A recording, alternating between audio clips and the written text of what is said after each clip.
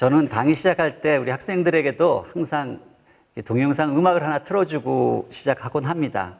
근데 그 음악은 그냥 틀어주는 게 아니고 그날 강의와 관련된 주제를 가지고 있는 음악을 틀어주는 겁니다. 그래서 오늘도 음악 하나 듣고 시작하려고 하는데 괜찮겠죠?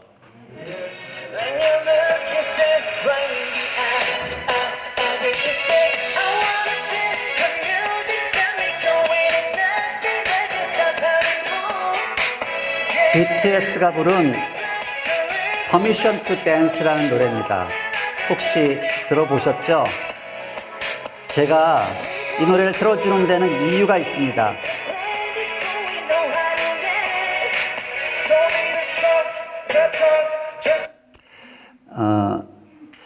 BTS가 UN 총회 SDG 세션에서 이 노래를 부르면서 그 총회 건물에서 뛰쳐나가서 이 노래를 부르는데 7명의 자랑스러운 우리 한국 청년들이 전 세계에 이것이 방영이 됐죠. 근데 이들의 노래가 나중에 진행되면서 수많은 사람들이 함께 이 노래를 부르기 시작합니다.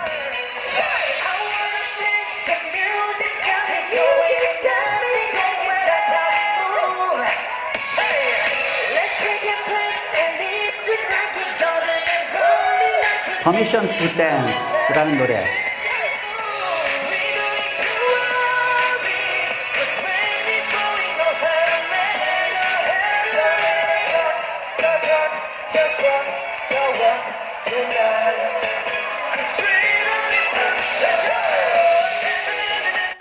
여기까지만 듣겠습니다.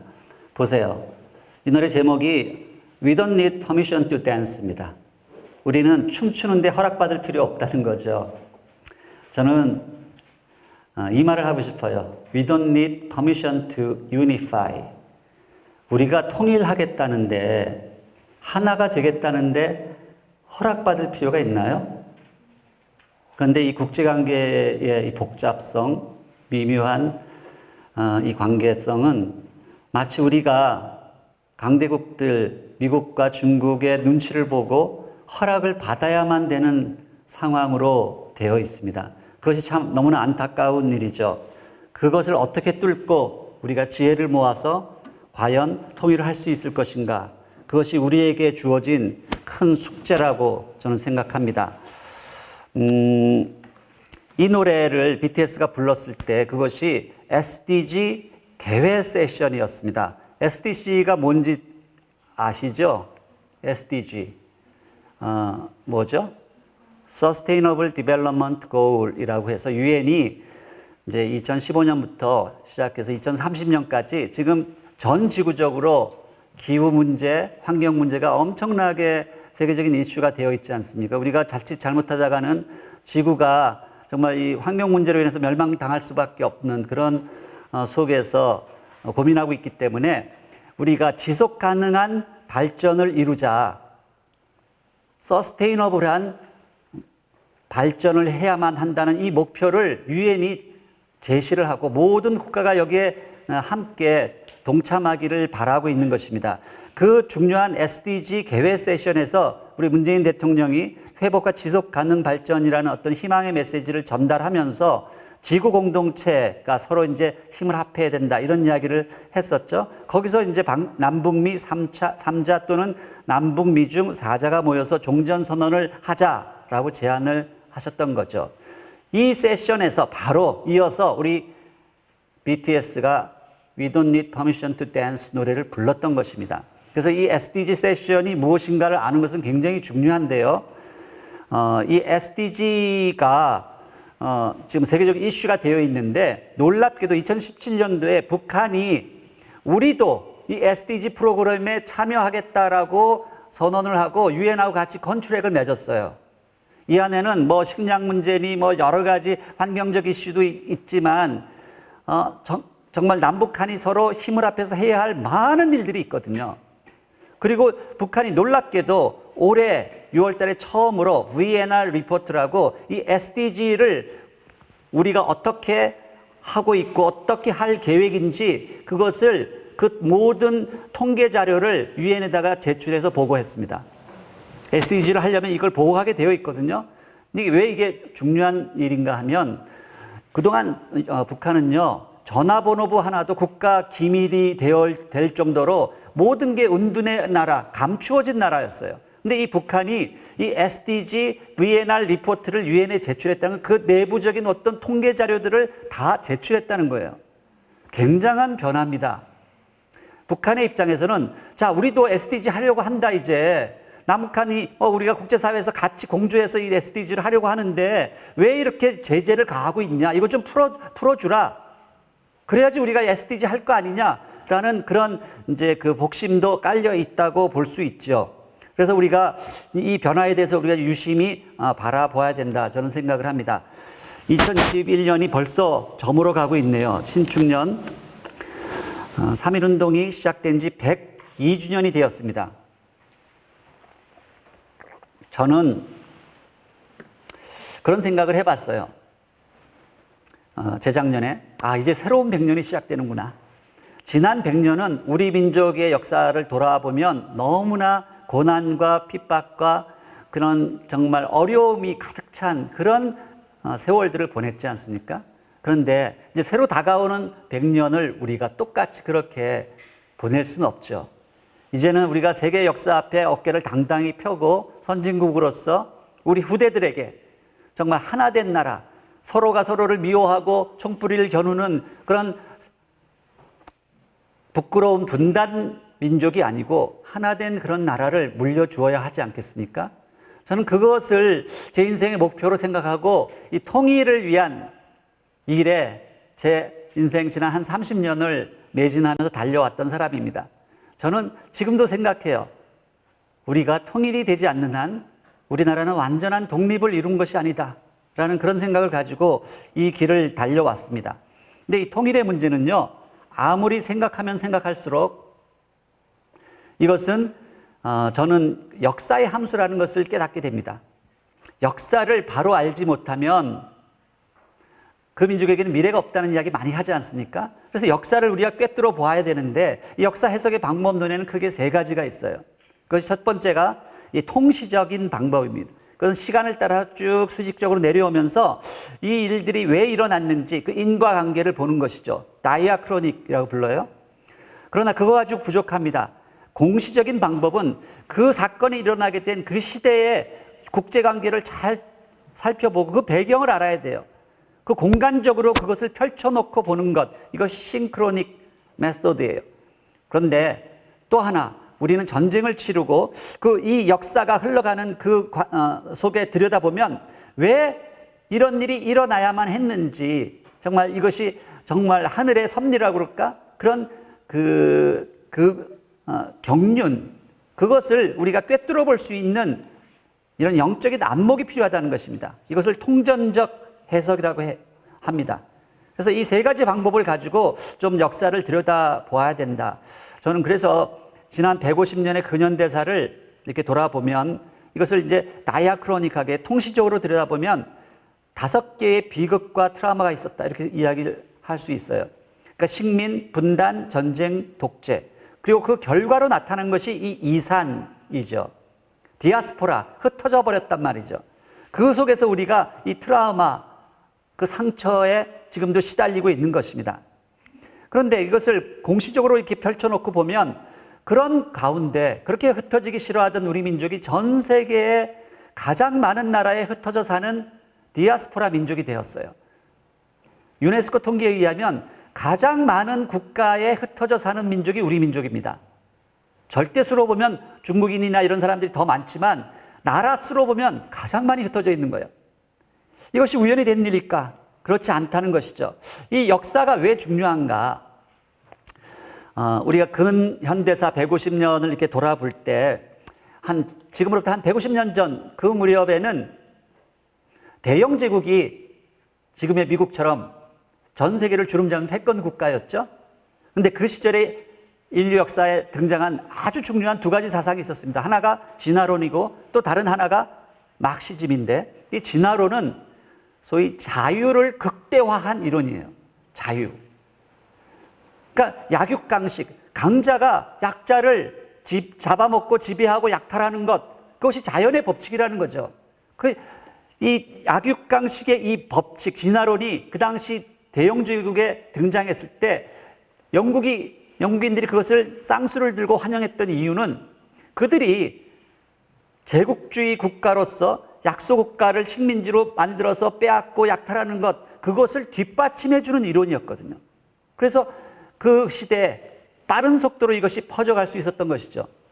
근데 그러다 보니까 그 당시 영국인들이 그냥 어린애들까지 발에다가 착고를 채워서 탄광해서 일을 시키고 하면서 양극화, 귀족은 뭐 너무나 호화스러운 생활을 하는데 그런 노동자들은 빈민처럼 그렇게 살아가는 이런 것들이 심각해지는 그 시절에 그것에 대항해서 이 평등주의를 주장하면서 나타난 것이 막시즘입니다.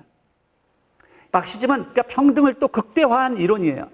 근데 우리가 생각해 보면요, 이 자유와 평등이라는 것은 인류의 보편 가치입니다. 굉장히 중요한 것이고 우리는 자유든 평등이든 이것을 어느 하나 놓칠 수가 없는데 어느 한쪽을 지나치게 극대화하면 그것은 역사 속에서 깊은 문제를 일으키고 피 흘림, 상처를 입힌다는 것을 우리는 지난 세기를 통해서 아주 값을 치르고 배운 것이죠. 그 당시 대영 제국이 20세기로 올라가던 그 주름 잡던 그 시절에 빅토리아 여왕이 그 당시 가장 유명한 과학자였던 윌리엄 텀슨경, 유명한 과학자죠. 연력학 법칙을 만들었고 이 사람의 이제 기사 자기 이름이 켈빈이에요. 그래서 절대 온도 K가 이게 이 사람 이름을 딴 건데 윌리엄 톰슨경에게 이제 새로운 세기를 여는 키노트 스피치를 시켰어요. 그 기조연설에서 이 사람이 이렇게 이야기합니다. 우리는 인류가 이미 모든 자연 법칙을 다 발견했기 때문에 앞으로 대영 제국이 그 자연 법칙을 이용해서 정말 유토피아를 만드는 그 위대한 숙제가 우리에게 남아있다. 이렇게 큰 소리를 쳤는데 역사는 그렇게 흘러가지 않습니다. 채 20년이 되기도 전에 러일 전쟁이 터지고 1차 세계대전이 터지면서 또 스페인 독감이 전 세계를 강타하면서 지금의 코로나처럼 대영 제국의 시대는 이제 내리막길로 치닫고 새로운 제국 미국이 등장하는 것이죠.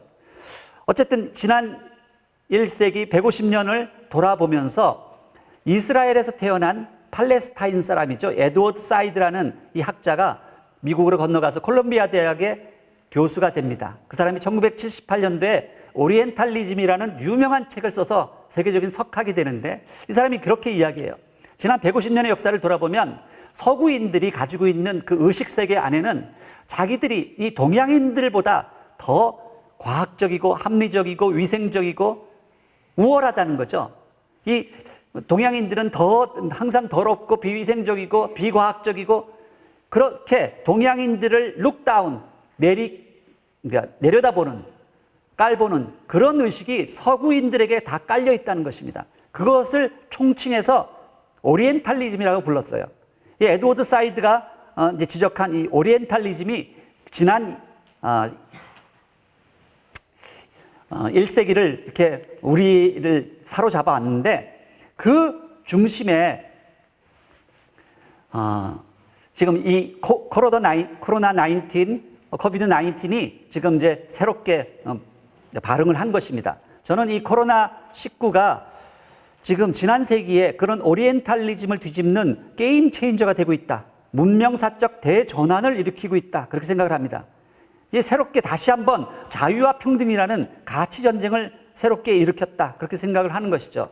이 제국주의가 그 특징이 뭔가 하면 중앙 집권이거든요. 근데 작년에 어느 날 이 코로나 이 확진이 가장 많이 된 10위권 안에 들어있는 이 나라들을 들여다보니까 미국, 스페인, 이탈리아, 독일, 영국, 프랑스, 터키, 이란, 중국, 러시아 딱 10개국, 이 10개국이 지난 인류 역사상 그 제국으로 등장해서 주변 나라들을 괴롭히던 그런 나라들을 딱 모아놨더라고요.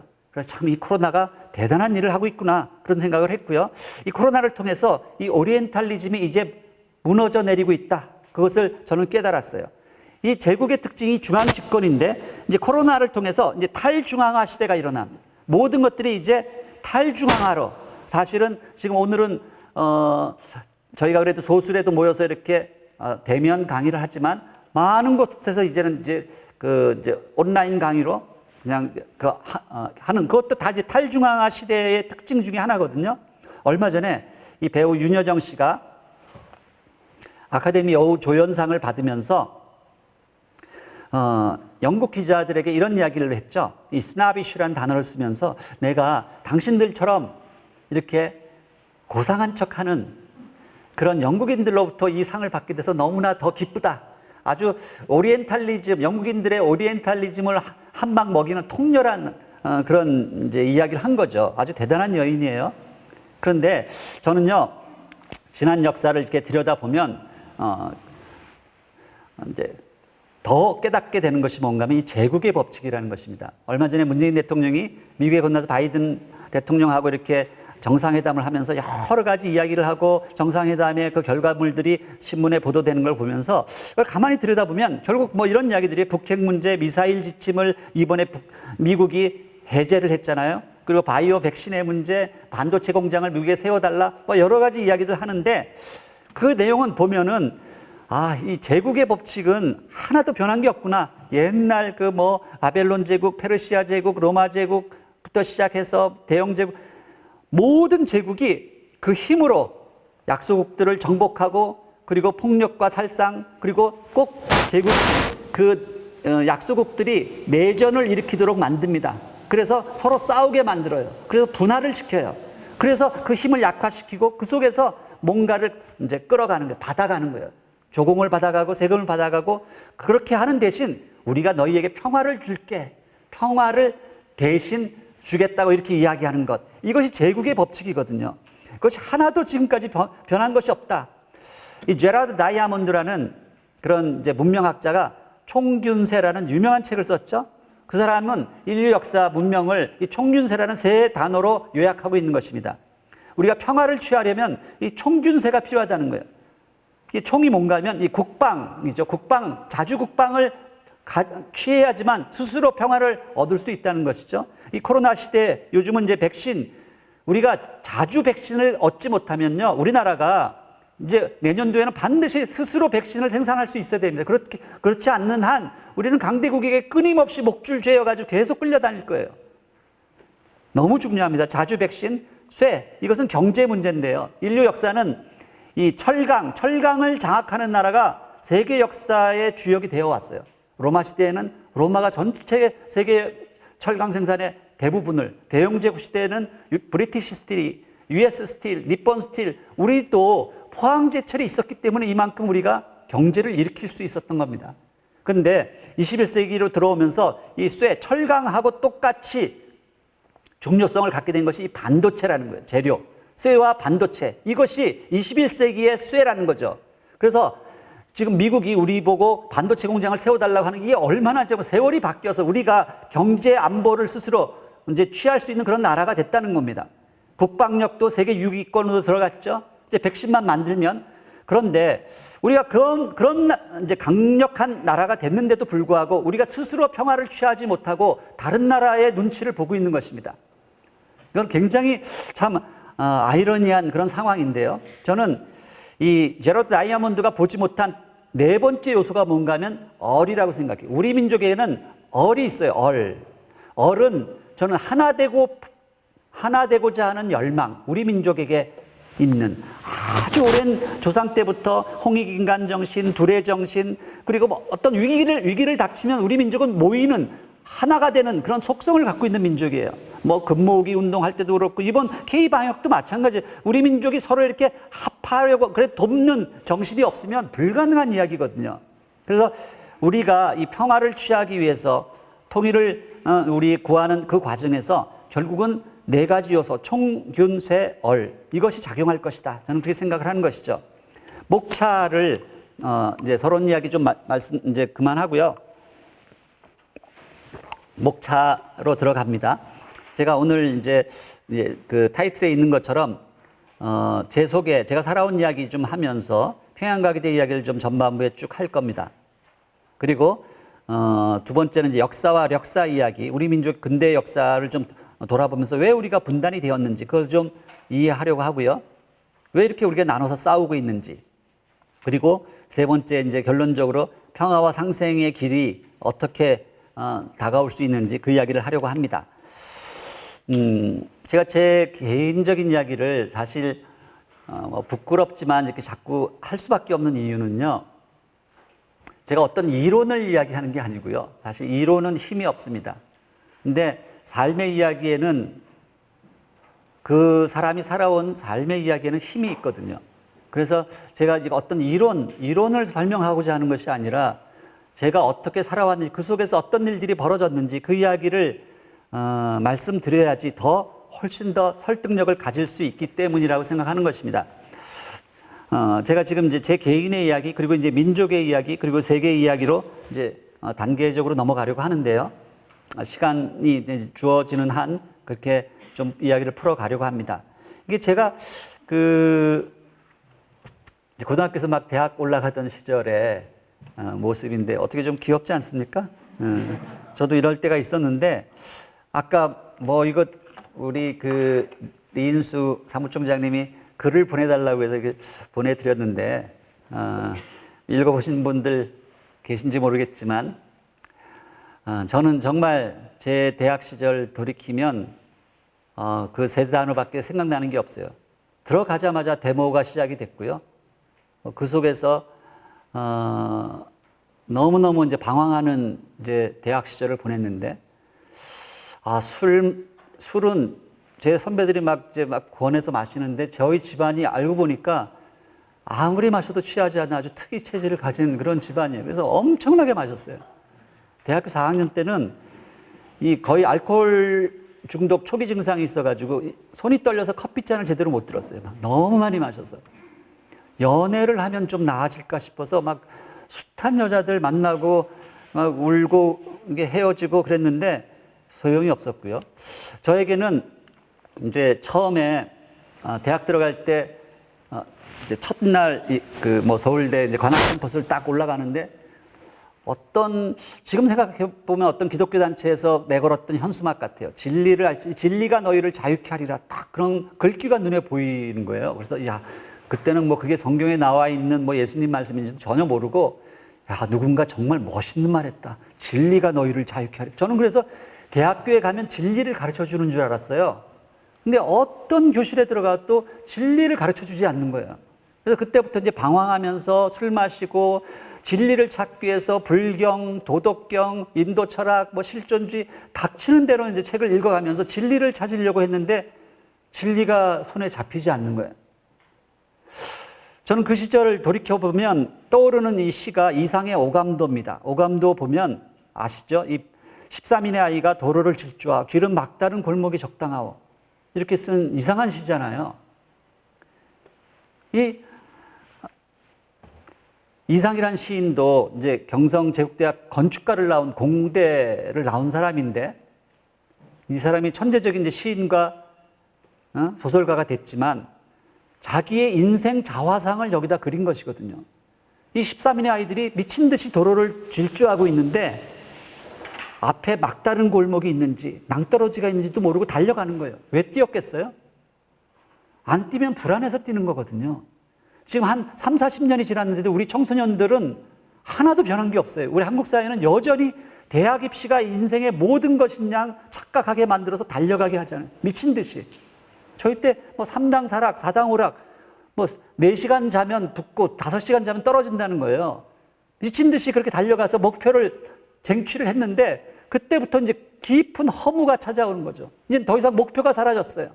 대학 입시라는 목표가 사라지고 나니까 그 허무감을 채우기 위해서 술 마시고 연애하고 대모대 쫓아다니고 하는데도 진리가 손에 잡히지 않는 거예요.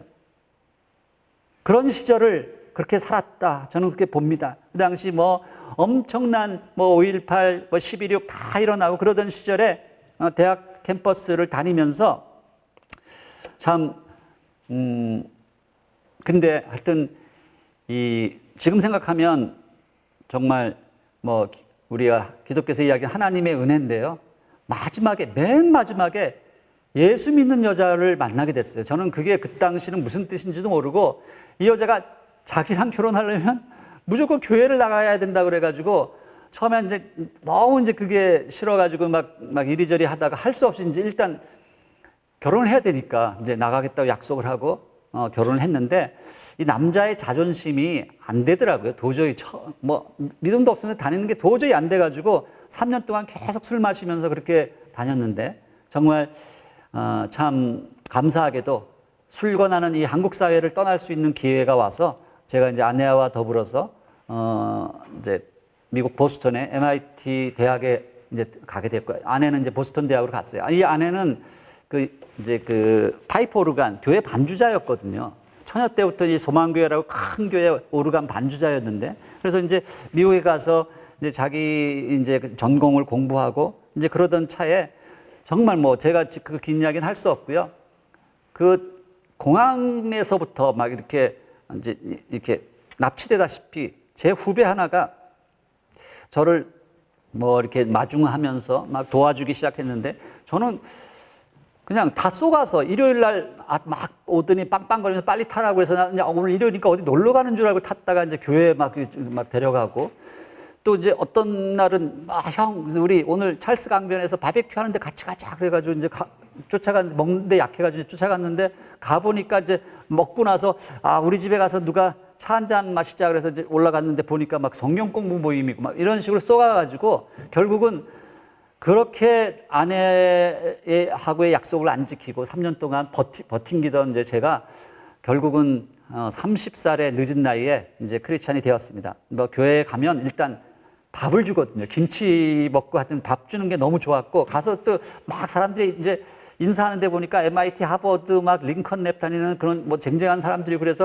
야, 이 사람들 사귀어나서 뭐 나쁠 건 없겠다 막 이런 계산을 하고 이제 처음에는 다니기 시작했는데, 막 거기서 이제 나중에 이제 제가 이제 불경, 도덕경 뭐 모든 책을 다 읽었는데 이 성경은 제가 막 던져놓고 안 읽었었거든요. 이게 보니까 뭐 이상한 남의 나라 신화 같은 이상한 책, 그래가지고 그러다가 그 친구들이랑 이제 한판 붙어서 싸워보려고 이제 팔짱 끼고 앉아서 이 창세기에 있는 이상한 이야기들을 막 신화 같은 이야기들을 가지고 이제 디베이트하고 덤벼들다가 결국은 한 1년 만에 야, 이 책이 보통 책이 아니구나. 내가 옛날에 우습게 생각하던 그런 보통 책이 아니구나. 이제 그걸 깨닫고 이제 교회를 다니기 시작했는데, 제가 이제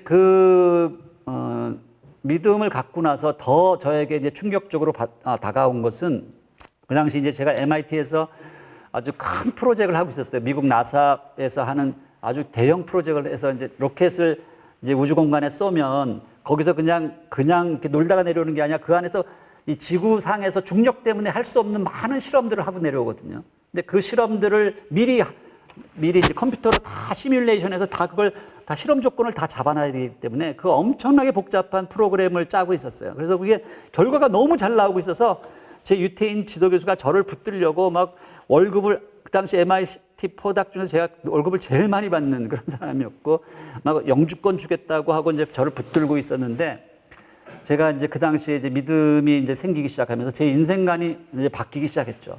어떻게 이렇게, 그 당시 이제 우리 이제 태어난 우리 큰아들하고 이렇게 살던 그런 가운데, 미국의 워싱턴에서 열렸던 그런 수련회, 코스타라는 수련회에 참석을 하게 됐습니다. 그래서 거기서 이제 엄청난 사람들을 만나게 된 거예요. 어떤 강사 하나가 탁 나오더니 이 연변, 여기가 나중에 연변과기대가 세워진 그 무덤가거든요. 이제 공동묘지 무덤가에다가 깃발 꽂아놓고 막 이제 소리를 지르는 거예요. 여기 독립운동가의 후예들이 살고 있는 이 만주 땅에 가서 우리가 대학을 세우려고 하는데 함께 가서 싸울 동지들을 찾으러 왔다 하는 소리 지르는데, 가만히 보니까 교수들을 뽑으러 온 거예요.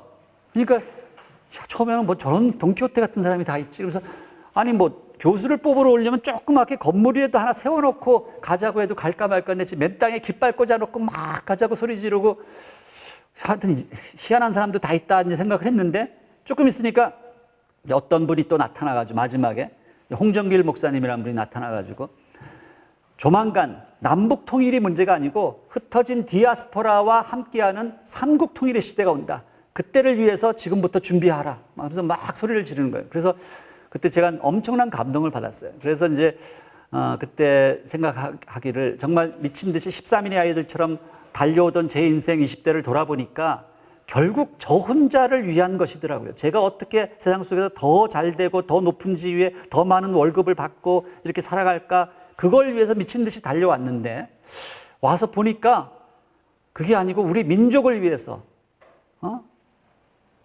저렇게 완전히 인생을 던지는 저런 사람들이 다 있구나 생각하고 제가 굉장히 충격을 받았어요. 사실은 인생이 더 큰 가치가 있는 것이구나 이제 그런 생각을 하고 제 인생을 이제 바꾸기로 그때 이제 결단을 합니다.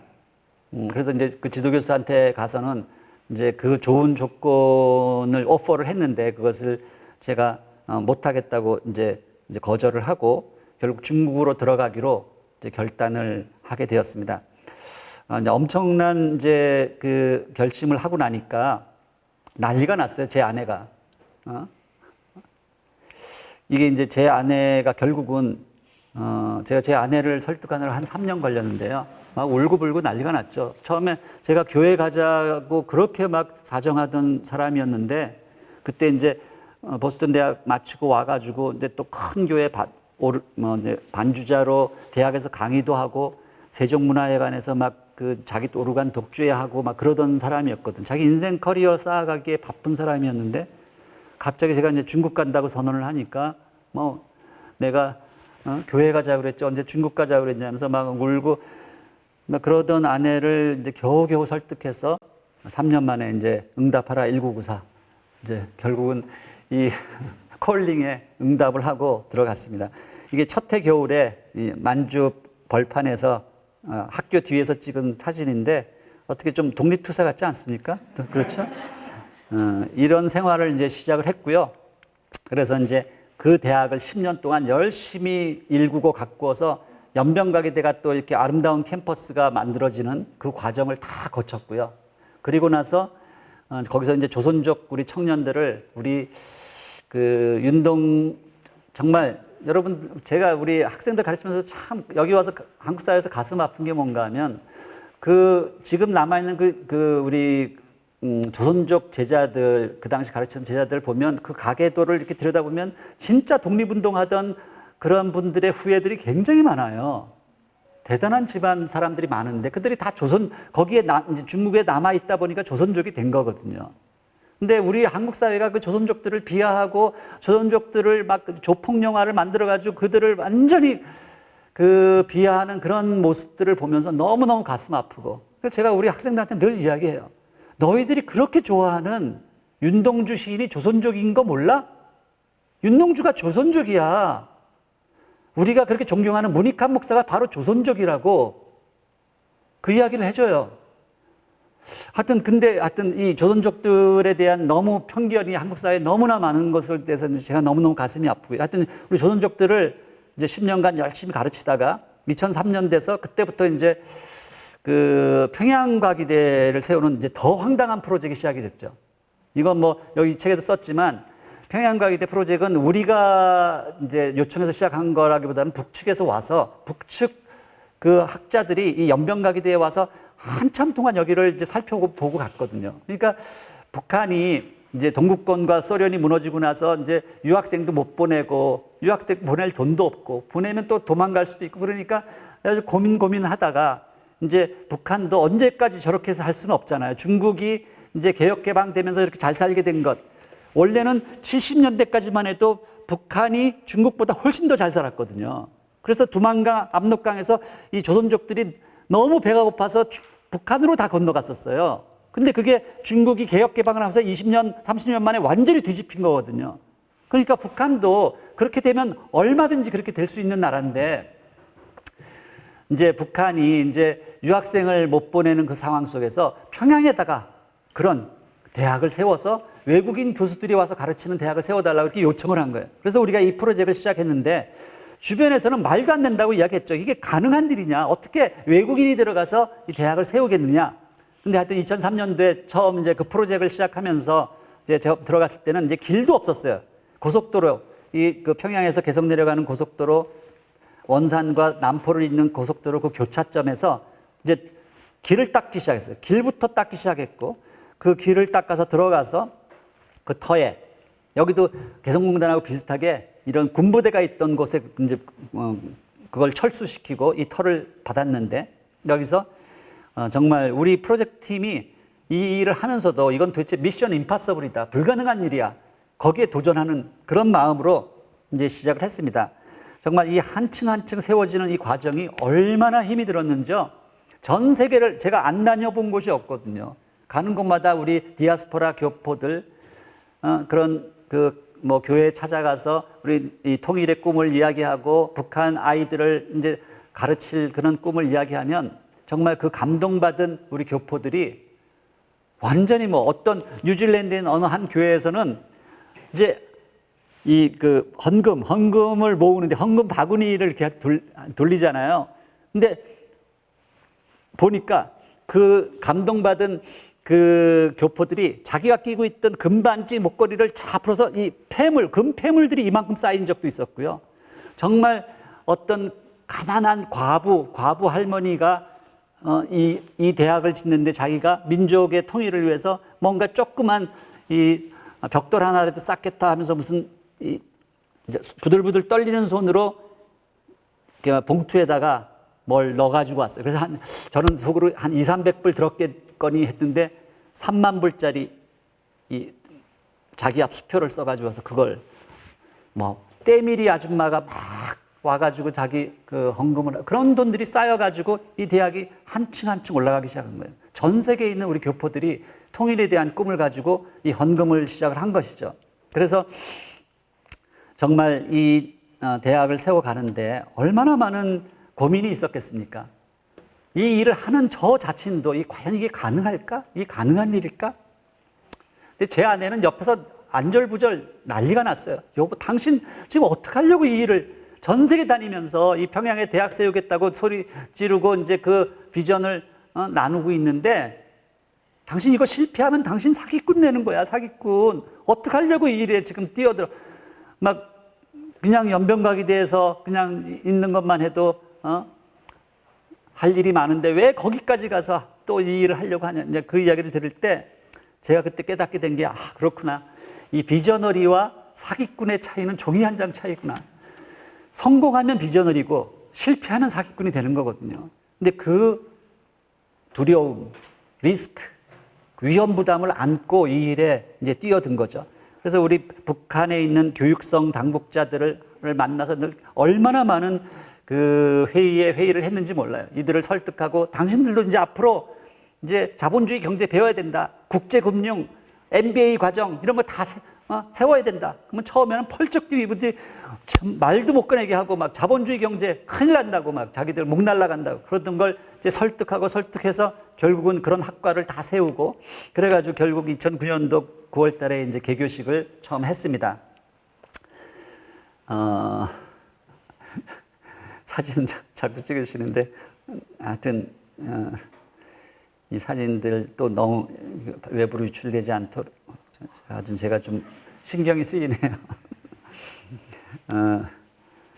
그래서 이제 개교식 할 때 처음 제 아내를 데리고 갔는데 제 아내가 너무 많이 울었어요. 막 엉엉 울었어요. 성경에 보면 믿음은 바라는 것들의 실상이요라는 이런 말이 있는데 정말 믿음으로 이 비전을 붙들어서 한 10년 달려갔더니 그것이 실상이 돼서 리얼리티가 돼서 나타난 것이죠. 이 한 7년의 세월 동안 제가 너무 많이 이제 집 밖을 떠돌아다니다 보니까 그때 이제 늦둥이 딸이 태어났는데 이 아이가 아빠 얼굴을 제대로 알아보지 못할 정도로 그렇게 많이 다녔고요. 그 힘든 세월을 거쳐서 저희가 이제 나중에는 이제 우리 가족들을 데리고 평양을 다녔는데 그때 이제 이 평양 베이징 사이에 있는 이 완행열차를 타고 다녔거든요. 여러분들 그 암살이란 영화 보시면 거기에 그 독립운동가들이 압록강을 기차를 타고 이제 들어가는 장면 나오잖아요.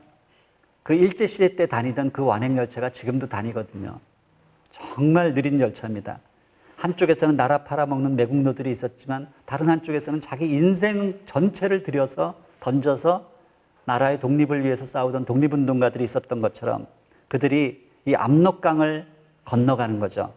압록강을 건너서 이 평양역에 이제 도착을 하면 이 평양역에서 한 30분쯤 이제 버스 타고 가면 이제 우리 평양가기대 캠퍼스가 나타나는데 저희가 이제 그 둘째 아들하고 셋째 딸을 데리고 가서 한동안 이제 이 통일 가족으로 평양가기대에서 살았습니다.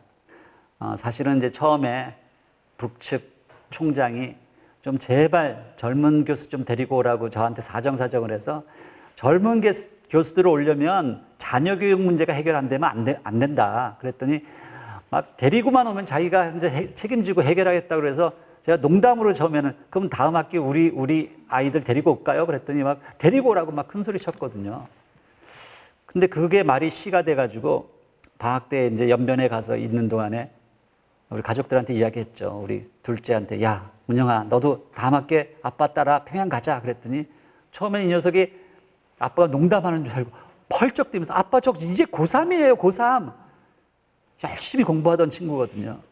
근데 제가 이제 계속 이야기를 하니까 이제 그게 농담이 아닌 줄 알고 이 녀석이 나중에는 화를 내고 자기 방문을 쾅 닫고 들어가서 문을 걸어 잠그고 아무리 막 나와서 밥 먹으라고 그래도 안 나오고 한 사흘 동안 나오질 않는 거예요. 근데 사흘 만에 딱 나와가지고 따라가겠다고 이제 혼자 열심히 기도를 했던 모양이에요. 이제 결심을 하고 나와서 따라가겠다고 해서 따라왔고 이 막내는 뭐 오빠가 한다니까 뭣도 모르고 그냥 따라온 거고요. 이 녀석은 이제 평양가기대 한참 세울 때 아주 뜻밖의 그냥 기적처럼 늦둥이 제가 아주 좀 특별한 사람인데요.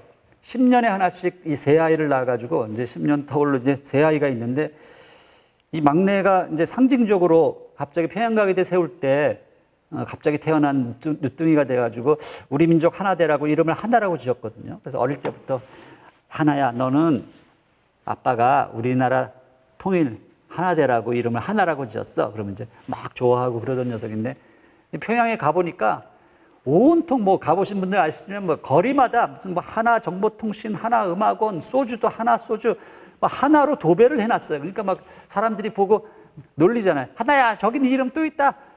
그러니까 이 녀석이 막 거기 이름에 막 이제 눌리는 거예요. 그래서 아빠 왜 내 이름 하나라고 지었어? 하면서 내가 여기 와서 산다고 우리나라가 통일이 될 것 같아. 그래서 너무너무 이 녀석이 힘이 들었거든요. 가는 곳마다. 그리고 이제 이 녀석은 이제 그 학교를 평양 포린 스쿨이라고 이게 아주 유명한 학교예요. 이것은 1920년대 그 무렵에는 평양이 동양의 예루살렘이라고 불릴 정도로 한국 기독교가 거기서부터 이제 부흥을 일으켜서 이제 퍼져나간 도시이기 때문에 평양에 선교사들이 너무 많았거든요. 그래서 평양에 있는 선교사 자녀들을 위해서 세워졌던 학교가 이 평양 포린 스쿨이에요. 근데 그 학교가 지금도 있는데 그 학교에 이제 지금은 외교관 자녀들이 다녀요. 그 학교를 다녔어요. 유명한 그 빌리 그레암 목사님의 부인 루스 그레암도 이 평양 외국인 학교 졸업생이거든요. 근데 그 정도로 이제 전통 있는 이 학교인데 여기를 이제 뭐 제3세기 아이들하고 같이 다녔고 우리 둘째는 평양가기대 학생들하고 같이 공부를 했어요. 한 교실에서. 참 이것도 엄청난 사건인데 분단 70년 역사에 처음 있는 일이죠. 남북의 학생들이 한 교실에서 배웠다는 것이. 그러니까 북한 당국도 너무 긴장해서 처음에 그들이 말하는 이 남조선 괴뢰 아이가 와가지고 무슨 영향을 미칠지 모르잖아요. 그래서 막 너무너무 긴장을 하고 그랬는데 나중에 서로 붙여놓으니까 너무너무 친해진 거예요. 이 젊은 애들은 붙여놓으면 순식간에 그냥 친구가 되는 거예요. 우리 어깨동무, 여러분 우리 어릴 때 어깨동무라는 그 잡지 있었잖아요. 저희 어깨동무에서도 오셨던 것 같은데 제가 이거 너무너무 좋아하는 사진이에요. 우리 문영이가 우리 북측에 있는 이렇게 어깨동무하고 다니고 북측 학생들은 지금도 어깨동무하고 다녀요. 요즘에 우리 대학생 그런 거 없어졌잖아요. 우리 어릴 때 어깨동무하고 다녔고 심지어 남학생들도 같이 손잡고 다녀요. 그냥 이게 그 순수함이 그대로 남아있는 거예요. 이거 한국 같아봐요. 남자들끼리 손잡고 다니면 큰일 나죠, 요즘은. 근데 얘네들은 그런 것 모습들이 그대로 그냥 남아있는 축구하고 배구하고 거기에 또 이제 샤워실을 만들어 놨거든요. 빨개 벗고 서로 이제 샤워하고 하다 보니까 너무 친해져서 이 북측 애들이 우리 문영이랑 밥 한 번 서로 먹고, 밥 먹을 때는 서로 이제 프리토킹 이제 대화를 하니까 바깥 세상에 대해서 궁금한 걸 막 이제 문영이한테 물어보잖아요. 근데 그러고 싶어가지고 아침, 점심, 저녁, 아침, 점심, 저녁을 계속 약속을 잡는 거예요, 약속. 그러니까 이 녀석이 집에 들어올 생각을 안 하는 거예요. 그래가지고 뭐 그렇게 인기가 있었는데 얘네들이 이제 아침마다 또 이제 구보 이제 행진을 하면서 자기들 군가죠. 자기들 군가를 부르고 와가지고 이제 우리가 이 학교 전체를 세우고 운영하고 하는 걸 전부 다 저희가 다 이제 맡아서 하다 보니까 돈이 부족해서 고기 반찬은 제대로 많이 못 해주지만 가끔씩 이제 교수들이 돈을 내 가지고 이제 고기 반찬 특식을 해주는데 이제 마음껏 먹을 수 있게 이제 버페식으로 이제 마음껏 떠먹게 하니까 애들이 뭐 엄청나게 떠서 이제 먹는데 뒤에 보세요. 보니 기다리는 동안 얼마나 열심히들 공부를 하는지. 제가 서울대에서 이제 특강 하고 나니까 어떤 교수 한 분이 와가지고 다른 사진 필요 없고 이 사진 하나만 달라는 거예요. 이거 애들 정신 차리게 해야 된다면서 이 사진 달라고 막 그 정도로 애들이 열심히 공부를 하고요. 숙제를 내줘도 얼마나 열심히 해오는지 그런 애들을 데리고 이제 한 학기 가르치고 나면 애들이 얼굴에서 이제 웃음이 생기고 얘네들 지금 시간이 없어서 제가 그거는 다 보여드리지 못하는데 얘네들을 졸업반 되면 제가 한 30명씩 데리고 중국에 수학여행을 또 데리고 와서 중국의 여러 도시를 돌면서 수학여행 그들의 눈을 열어주고 제가 강의하는 그 모습 보시고요. 또 우리 연명가기대에 있던 그 제자들이 연명가기대 졸업생들이 그 평양가기대 교직원으로 와서 직원으로도 섬기고 교수로 뭐 미국 유학 갔다 온 어떤 미시간 대학 박사 뭐 이런 그런 친구들 그들도 미국에서 다 좋은 직장 다 이제 놔두고 자기가 이제 우리 스승들한테 받았던 그것 때문에 그걸 이제 은혜를 갚기 위해서 이 평양에 들어와서 가르치는 그런 애들을 지금 훨씬 더 많이 늘어났죠. 그 학부가 컴퓨터 전자통신공학부 이제 Agriculture and Life Science and International Finance and Management, Medical Science 이런 4개 학부가 있고요. 한 외국인 교직원이 한 절반, 우리 교포가 절반, 애들하고 같이 뭐 체육대회도 하고 얼마나 그리고 여기가 특징이 뭔가 하면 평양에 세운 외국인이 세운 학교다 보니까 이런 인터내셔널 컨퍼런스를 하면 다들 한번 와보고 싶어 해요. 그래서 노벨상 수상자들이 얼마나 많이 다녀갔는지 몰라요. 이 컨퍼런스 할 때 노벨상 수상자들이 와서 막 특강도 하고 그러니까 애들한테는 엄청난 기회가 있는 거죠. 다 이게 노벨상 수상자들이에요. 이런 분들을 모셔다가 특강도 하고 저는 이제 제 꿈이 뭔가 하면 남북 학생들을 서로 오가게 하면서 교환 학생도 하고 원래 이제 독일 2차 대전 후에 독일, 영국, 프랑스 다 적대 국가였잖아요. 근데 그 적대 관계가 풀어질 때 다 학생 교환 제도부터 시작을 한 거거든요. 학생들이 오가면서 이제 그것이 서서히 풀리기 시작했는데 그래서 지금 연변가기대랑 한동대를 서로 오가게 제가 이제 프로그램을 만들었고 평양가기대랑 연변가기대도 서로 오가면서 축구 대회하고 학술 대회도 하고 다 했어요. 이제 남아 있는 게 남북한이에요. 이제 평양가기대랑 한동대 요 사이만 이제 그 성사가 되면 이제 완전한 삼각형이 딱 이루어지는 건데 그게 저한테는 남아 있는 숙제죠. 우리 학생들 졸업식 할 때 얼마나 똑똑한 애들인지 졸업생이 한 지금 거의 800명 이상, 900, 이제 한 1000명 됐을 거예요. 이 1000명 학생들이 북한 사회 요소요소에 다 들어가서 뭐 공무원도 되고 또 김일성 종합대학 김책공대에서 가르치는 학생들, 연구원들, 뭐 중앙은행에 들어가, 그러니까 북한 사회 요소요소에 다 들어가고 있어요. 근데 얘네들이 지금은 말단이지만 이게 이제 10년, 20년 세월이 지나면 이제 북한 사회를 움직이는 그런 브레인들이 될 거란 말이죠. 그러니까 이게 교육이라는 것이 더디 가는 것 같아도 가장 빠른 길이거든요. 그 사회를 변화시키는 우리가 120년, 130년에 수많은 선교사들이 들어와서 연세대학, 이화대학, 숭실대학, 수많은 대학 세우면서 교육을 통해서 지식인들을 배출하니까 그 지식인들의 힘에 의해서 우리나라가 엄청나게 빠른 속도로 일어난 거거든요. 마찬가지라고 저는 생각하는 거죠. 자, 뭐 정림건축이라고 인천 신공항을 건설한 그 건축 설계한 그 회사에서 이 학교를 설계를 했어요. 그래가지고 아름다운 그런 모습들인데 저기 저희가 살던 이제 기숙사가 있네요. 저기 저는 2017년도에 그냥 금방 갔다가 돌아올 줄 알고 다 내버려두고 그냥 핸드캐리 가방 하나 끌고 나왔다가 지금 못 들어가게 돼가지고 지금 이러고 있는데, 참 우리 학생들이 너무나 그립고. 자, 이 정도 이제 평양가에 대해 이야기하고요. 나중에 뭐 질문 받을 때 더 좀 말씀드리고요. 우리 민족의 역사와 력사 이야기를 좀 하려고 합니다. 제가 2017년도에 이제 토론토 대학에 가서 있으니까 어떤 그 지역의 그 지도자 한 분이 저한테 부탁을 했어요. 10주 동안 통일 비전 교실이라는 걸 만들어서 교포들을 모아 놓을 테니까 저의 이제 삶의 경험을 뭐 오늘은 잠깐 한번 강의하고 마치지만 10주 강의를 해달라는 거예요. 통일에 대한 북한 이야기 좀 해주고. 그래서 이제 그 강의를 준비해서 첫 강의를 했는데, 강의 끝나고 나서 막 질문들이 나오기 시작하는데, 야, 정말 제가 그때 깜짝 놀랐어요. 이 교포 사회도 완전히 그 당시 막 촛불형 뭐 일어나던 시기 아니에요? 태극기하고 촛불로 쫙 나뉘어가지고 서로 싸우고 막 그러고 있던 시절에 살벌하게 질문들을 해오는 거예요. 양쪽이 서로 다른 질문들을. 그래서 제가 그때 깜짝 놀래가지고, 야, 내가 지금 통일을 위해서 이렇게 달려오고 있는데, 통일을 이루기 위해서는 이 보수 진보로 나뉘어진 이 분열의 이것을 다시 합하지 않으면 도저히 안 되겠구나 싶어가서 제가 이제 토론토 대학 도서관에서 이제 거의 2년 동안 뭐 수백 권의 책을 읽으면서 근현대사를 이제 훑어보기 시작했어요.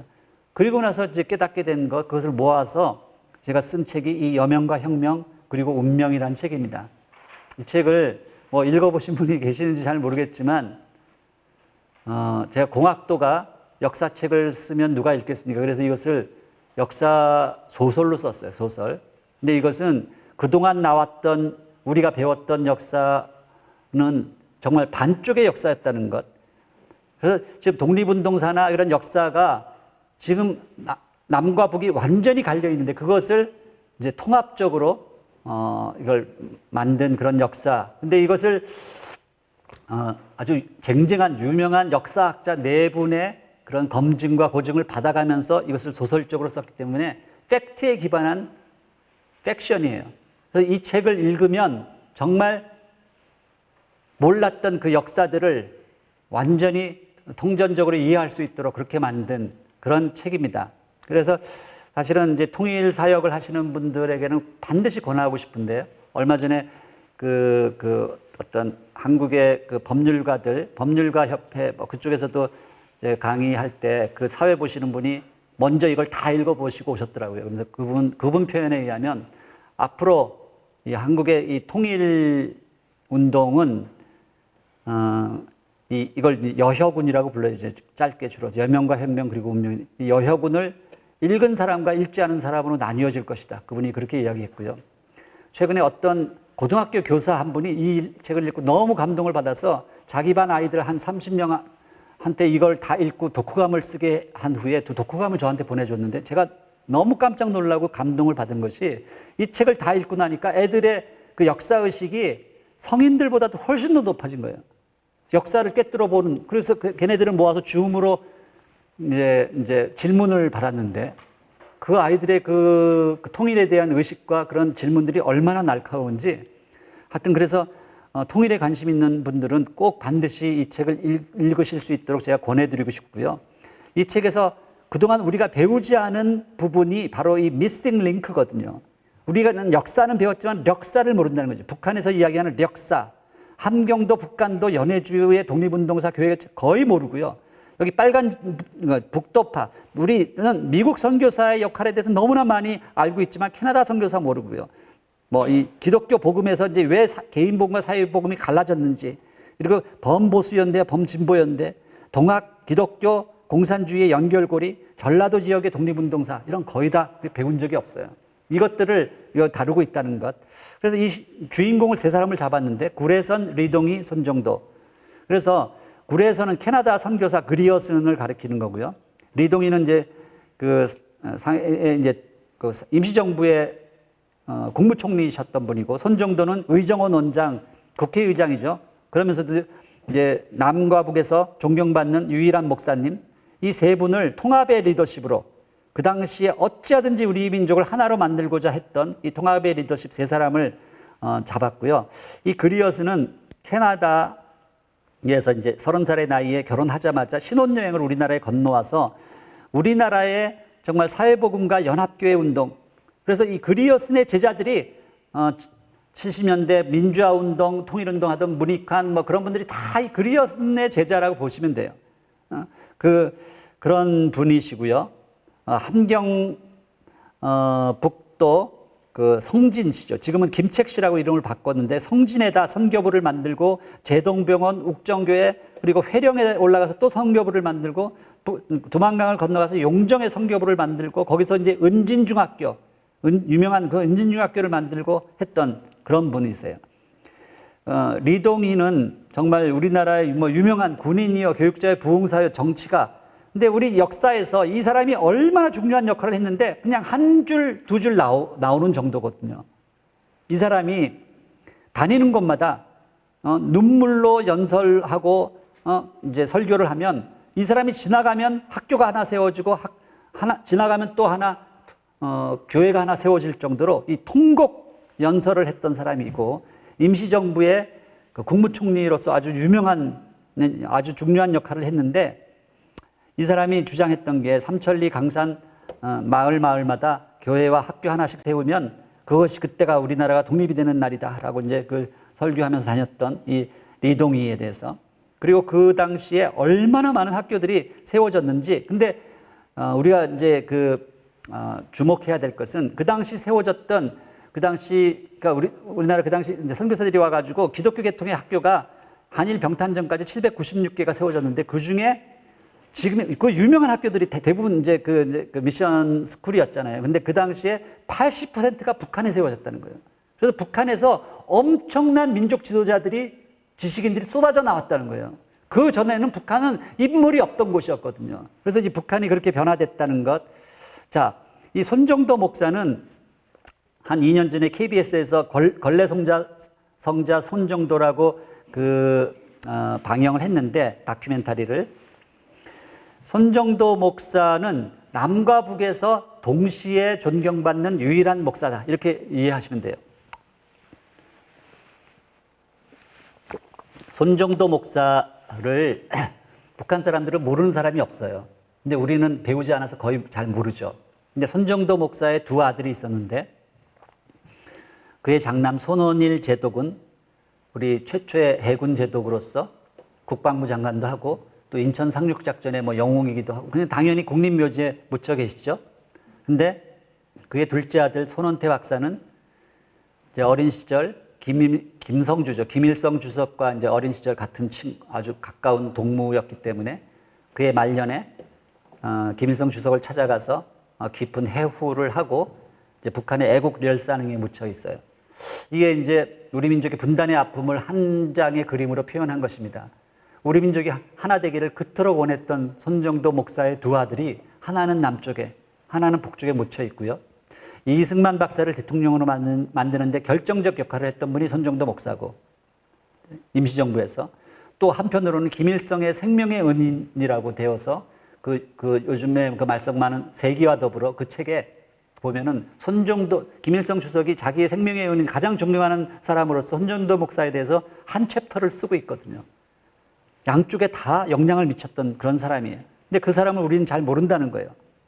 4.27 회담, 판문점 회담 때 두 정상이 아주 전 세계가 지켜보는 가운데 만나서 오가면서 이제 방명록에 글귀를 남겼는데 제가 유심히 본 것은 뭔가 하면 김정은 위원장이 이렇게 썼어요. 새로운 역사는 이제부터 평화의 시대, 역사의 출발점에서 이렇게 쓰면서 처음에는 북쪽식으로 역사라고 쓰고 두 번째는 남쪽식으로 역사라고 썼더라고요.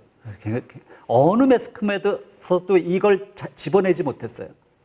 근데 북한은요, 두음 법칙을 마치 일제잔재로 여겨가지고 제가 이제 칠판에다가 뭐 이론이라고 쓰면 바로 반장이 손들고 교수님 이론이 아니라 리론입니다. 리론. 그걸 정정해주는 그런 나라예요. 근데 이걸 실수로 그렇게 썼을까? 난 그렇게 생각하지 않아요.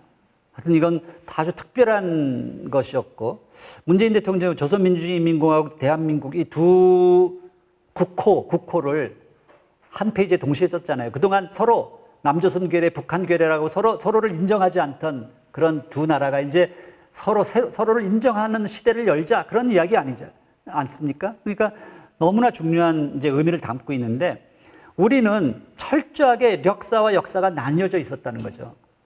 우리는 이승만 박사와 김구 선생에 대한 이야기는 너무나 많이 잘 배워서 알고 있어요. 근데 임시정부에서 이 두 사람보다 훨씬 더 중요한 역할을 했던 게 리동희 장군과 김릿 선생이거든요. 근데 이 사람들에 대해서는 배운 바가 없어요. 같은 캐나다 선교사지만 남쪽 경성에서 주로 활동했던 스코필드 박사에 대해서는 알아도 스코필드 박사보다 훨씬 더 중요한 역할을 했던 북한 함경도 북간도에서 활동했던 그리어슨 박사 구례선에 대해서는 아는 바가 없어요. 우리 경상도나 한성에 있는 우리 남쪽 사람들이 올라가서 세운 서간도의 신흥무관학교에 대해서는 잘 알고 있지만 이제 북쪽 사람들이 올라가서 세운 라자구 사관학교에 대해서는 아는 바가 없다는 거예요. 그만큼 역사가 나뉘어져 있다. 자, 우리 3.1운동 때 첫날 만세를 불렀던 7도시가 있거든요. 첫날 만세를 불렀다는 것은 죽기를 각오했다는 거예요. 그리고 나서 그것이 요원의 불길처럼 이제 전국으로 퍼져나갔는데, 첫날 만세를 불렀던 7도시 중에 남쪽의 경성 하나를 제외하고 의주, 선천, 안주, 남포, 평양, 원산 이 6개 도시가 다 북한에 있는 도시들이거든요. 이들이 누가 다 교회 청년부, YMCA 이 청년들이 제일 앞장서서 목숨 걸고 뛰쳐나간 거예요. 그래서 보면 그 당시에 천도교가 동학이 그 교세가 기독교의 4배 이상 훨씬 많았는데, 이 투옥자 수를 보면 기독교인들이 훨씬 더 많았던 이유가, 이들이 왜 그렇게 됐냐면 이 북한 땅에 있는 이 도시들이 엄청난 평양 대부흥 이후에 기독교 부흥 도시였다. 그것을 알 수 있고요. 자, 이 동대문 교회가 어떤 교회인가 하면 임시정부의 이 안창호와 손정도 이 두 사람이 다 평양 바로 옆에 있는 강서 약수로 유명한 강서 출신들이에요, 이 사람들이. 그래서 이 두 사람은 동양인이 돼서 이제 호영호지하고 지냈는데, 이 아까 말씀드린 손정도 목사가 이 동대문 교회에서 심호하면서 엄청나게 교회 부흥을 일으켜요. 큰 대형 교회가 되는 거예요. 그리고 깜짝 놀라서 정동교회, 그 당시 감리교회 제일 큰 교회 정동교회에서 이 손정도를 스카우트해서 모시고 가거든요. 그러니까 이제 동대문 교회 교인들이 막 엉엉 울면서 이제 목사 이제 이분 안 뺏기려고 막 그러던 게 있었는데, 이 동대문 교회에 그 나중에 이 후임으로 들어온 사람이 누군가 하면 정춘수 목사라는 사람이 있어요. 왜 이야기를 하나 하면, 이 정춘수 목사는 33인 대표 중에 한 사람이었어요. 근데 이 사람이 나중에 일제시대 말기로 들어가면서 얼마나 친일 행각이 심했는지, 청주에 가면 이 3.1공원이라고 33인 대표의 동상을 다 세워놨는데 그 중에 이 정춘수의 동상만 없어요. 왜 그런가 하면 성난 군중들이 이 정춘수의 동상을 끌어내려가지고 박살을 냈거든요. 그러니까 일제 말기에 그냥 그 젊은이들을 막 전쟁터에 몰아가고 이 교회 종탑에 종들, 대문, 철문 다 뜯어다가 일제한테 다 바치고 했던 사람이에요. 대단한. 그러니까 기독교가 이제 초창기에는 그렇게 독립운동에 그런 좋은 선한 영향을 미치다가 일제기로 말기로 들어가면서 엄청나게 이제 친일로 넘어가는 거죠. 여러분, 유관순하고 이제 박마리아, 나이 드신 분들은 아실 텐데, 박마리아가 누군가 하면 이승만 대통령 시절에 그 부통령 리기붕의 부인이었던 사람. 어찌 보면 그 시절에 최순실 역할을 한 사람이라 이렇게 보면 되는데, 이 두 사람이 둘 다 이화학당을 나온 사람이잖아요. 근데 어떻게 이렇게 다른 인생을 살았을까 보면, 유관순은 손정도의 제자거든요. 손정도 목사가 정동교회에서 목회할 때 그 이화학당에 있던 유관순이 청년부로 들어와가지고 거기서 손정도 목사한테 배운 제자예요. 그런데 이 박마리아는 바로 이 정춘수 목사가 키워낸 사람이거든요. 무슨 말인가 하면 역사는 거짓말하지 않는다는 거예요. 그 스승의 그 제자가 나오는 것입니다. 그 스승의. 저는 이런 것을 볼 때마다 가르치는 자로서 다시 한번 경각심을 갖게 되고요. 제가 키워낸 제자가 어떤 인물로 역사에 남을 것인가.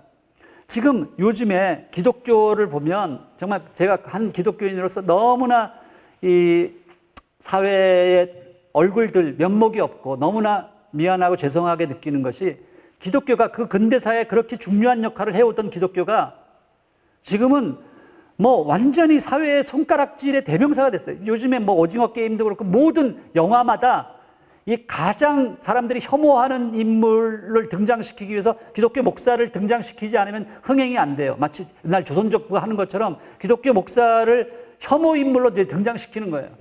그만큼 기독교가 완전히 내리막길로 바닥을 치고 있거든요. 뭐 교회 세습 문제, 뭐 한기총 태극기 집회나 이 코로나 문제 이런 문제로 그러니까 믿지 않는 사람들이 볼 때는 이해가 안 가는 거예요. 한때는 70년대까지만 해도 민주화운동, 인권운동, 통일운동 하던 사람들이 대부분 기독교인들이 제일 앞장서서 희생을 했거든요. 70년대까지는 통계에 보면은요, 믿지 않는 사람들한테 당신이 만일 종교를 갖는다면 어떤 종교를 가질 것인가 질문했을 때 기독교가 단연코 1위였어요. 그리고 뭐 불교, 천주교 이렇게 내려갔다면 지금 완전히 뒤집혔거든요. 그 말은 뭔가 하면, 자, 왜 이런 일이 벌어졌을까? 어떻게 한 뿌리에서 완전히 다른, 서로 다른 두 열매가 나타났을까? 이것을 좀 이해하는 게 굉장히 중요합니다. 통일운동을 지금 하기 위해서. 그러려면 500년 조선의 그 역사를 조금 우리가 이해를 해야 되는데요. 500년 역사 동안 그 조선시대에 이 서북지방이라고 하면 평안도와 함경도를 합해서 서북지방이라고 합니다. 여기를 철저하게 차별과 멸시를 했거든요. 반란과 역모의 땅이고 유배의 땅이었고 한 번 가면 나오지 못하는 그런 땅이, 그러니까 이 두만강 북쪽을 북간도라고 부르고 압록강 서쪽을 서간도라고 불렀잖아요. 이 함경도와 평안도를 합해가지고 서북인이라고 불렀는데 이 서북인들은 얼마나 차별 대우를 받았냐면 500년 동안 통계에 의하면 서북인들이 머리가 좋아요. 그래서 과거 급제율이 인구 비례당 제일 높았어요. 근데 아무리 급제를 해도 중앙에 소위 당상관이라고 하죠. 이 정산품, 요즘에 장차관으로 등용된 예가 없고 다 지방 현령으로 다 내치는 거예요. 그러니까 서북인들이 왜 인물이 없었냐면 인물이 없어서가 아니라 등용을 해주지 않는 거예요. 그렇게 차별 멸시를, 그러니까 이 남쪽 사람, 이 성리학 기호 지방 사람들은 서북인들하고 혼인조차 하지 않았어요. 그러던 서북인들이 구한말에 이제 두만강 압록강을 건너온 두 가지 외래 사상이 있었는데 그게 기독교와 사회주의예요. 근데 이 두 사상이 공통적으로 가르쳤던 게 뭔가 하면 만민평등 사상이거든요. 남녀노소, 양반, 천민 그거 없이 다 똑같이. 캐나다 선교사 에비슨이 들어와가지고 그 당시 백정 출신 박성춘이라는 사람을 이제 회심시켜서 그 사람이 이제 아주 사회 지도자가 되게 만들거든요. 장로가 되게 교회 장로. 그러니까 백정 출신이 그냥 사회 지도자로 그냥 바로 올라설 수 있는 그런 일들이 벌어지고 나니까 북한에 있던 사람들이 이 멸시 천대받던 평안도, 함경도 서북인들이 훨씬 더 빠른 속도로 이 두 가지 사상을 받아들인 거예요. 그래서 이제 어떤 일이 벌어졌나 하면 그 당시 하여튼 이제 서울에 있던 상동교회는 스크랜튼 목사라고 여러분 들어보셨나요? 스크랜튼. 여러분 언더우드하고 아펜셀러는 들어보셨죠? 이 두 사람하고 같이 들어온 분이에요. 세 분이 같이 1885년에 같이 들어왔는데 왜 스크랜튼만 역사 속에서 사라졌는가? 이 사람이 세운 상동교회는 흔히 백정교회 아주 가난한 사람들, 천대받던 사람들이 모여서 있던 그런 교회인데 여기에 상동청년회, 이 사람이 만든 상동청년회 안에 이회영, 이동영, 양기탁, 안창호, 이동희 장차 민족 지도자가 될 20대 청년들이 다 몰려들었어요. 이 청년들에게 이제 독립의 꿈을 키워주고 하던 그러다 보니까 이 을사늑약이 되고 이토 히로부미가 딱 부임하자마자 제일 눈에 가시였던 게 상동청년회 이거부터 해산시켰어요. 그리고 이제 그 선교사들을 불러놓고 이렇게 이야기하는 거예요.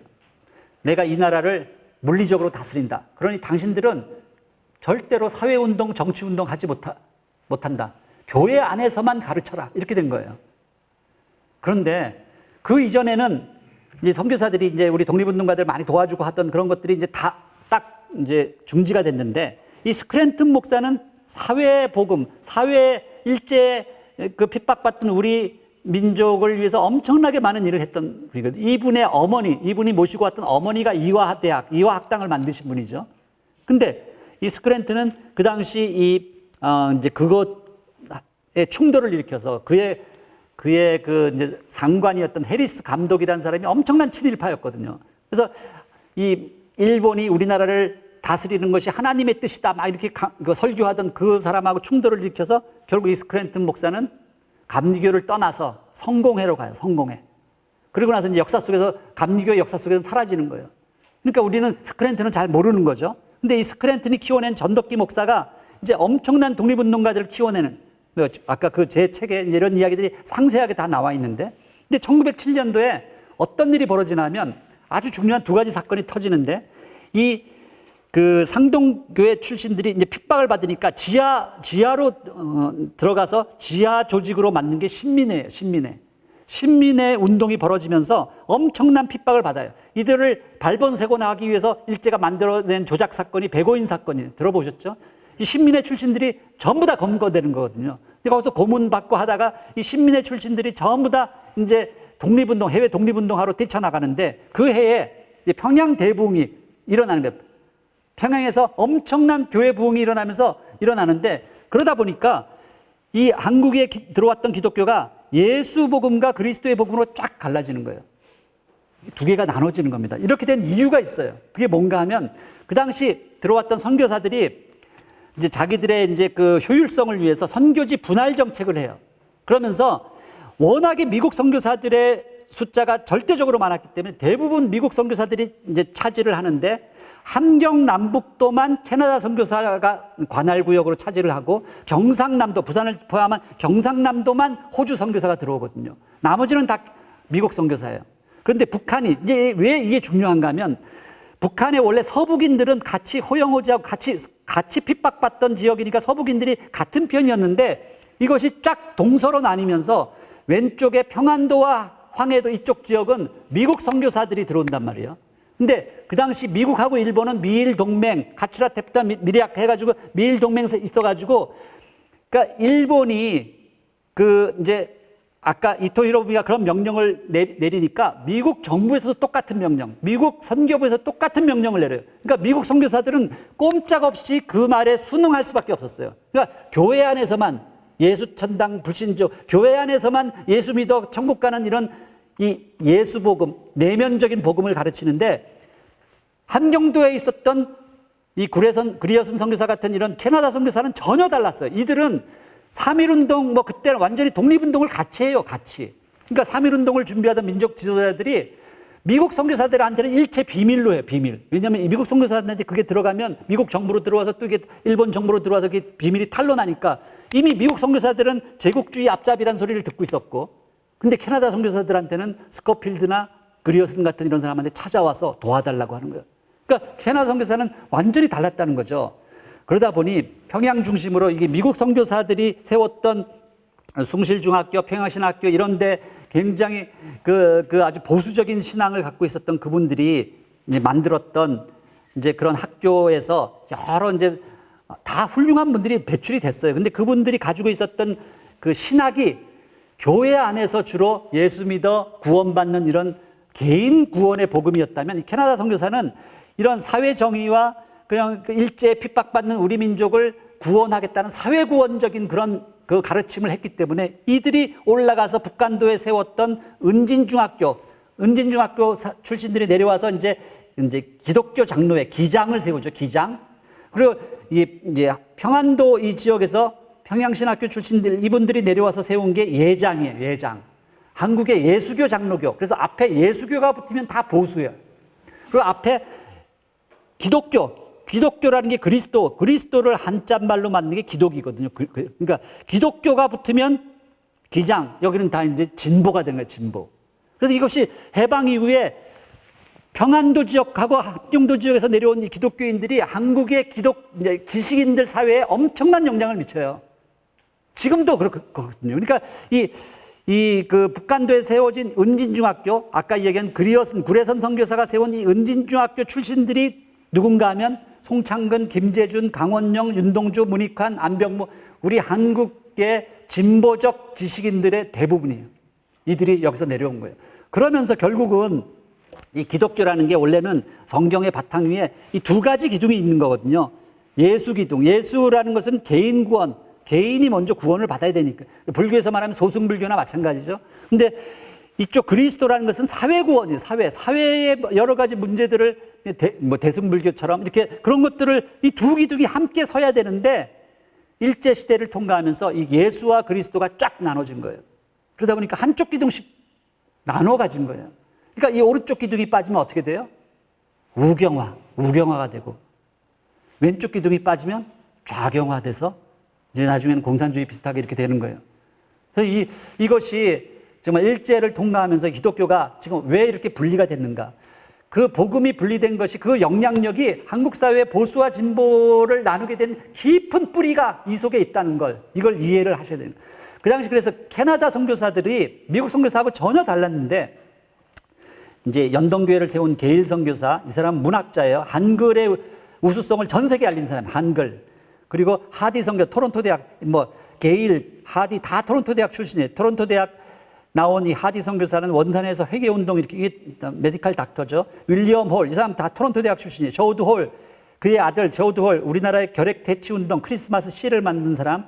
페닉 선교사는 우리나라의 침례교를 처음 들여온 사람. 에비스는 세브란스 병원을 만든 사람이죠. 토론토 대학 생리학 교수로 있다가 와가지고 이제 세브란스 병원, 세브란스는 미국인으로서 돈을 낸 기부자 이름을 따서 세브란스라고 붙인 거고, 세브란스 병원을 만든 사람은 에비슨이죠. 맥켄지는 이제 우리나라 최초의 황해도의 소래교회 담임 목사를 하던 사람. 이런 사람들이 이제 캐나다 선교사인데,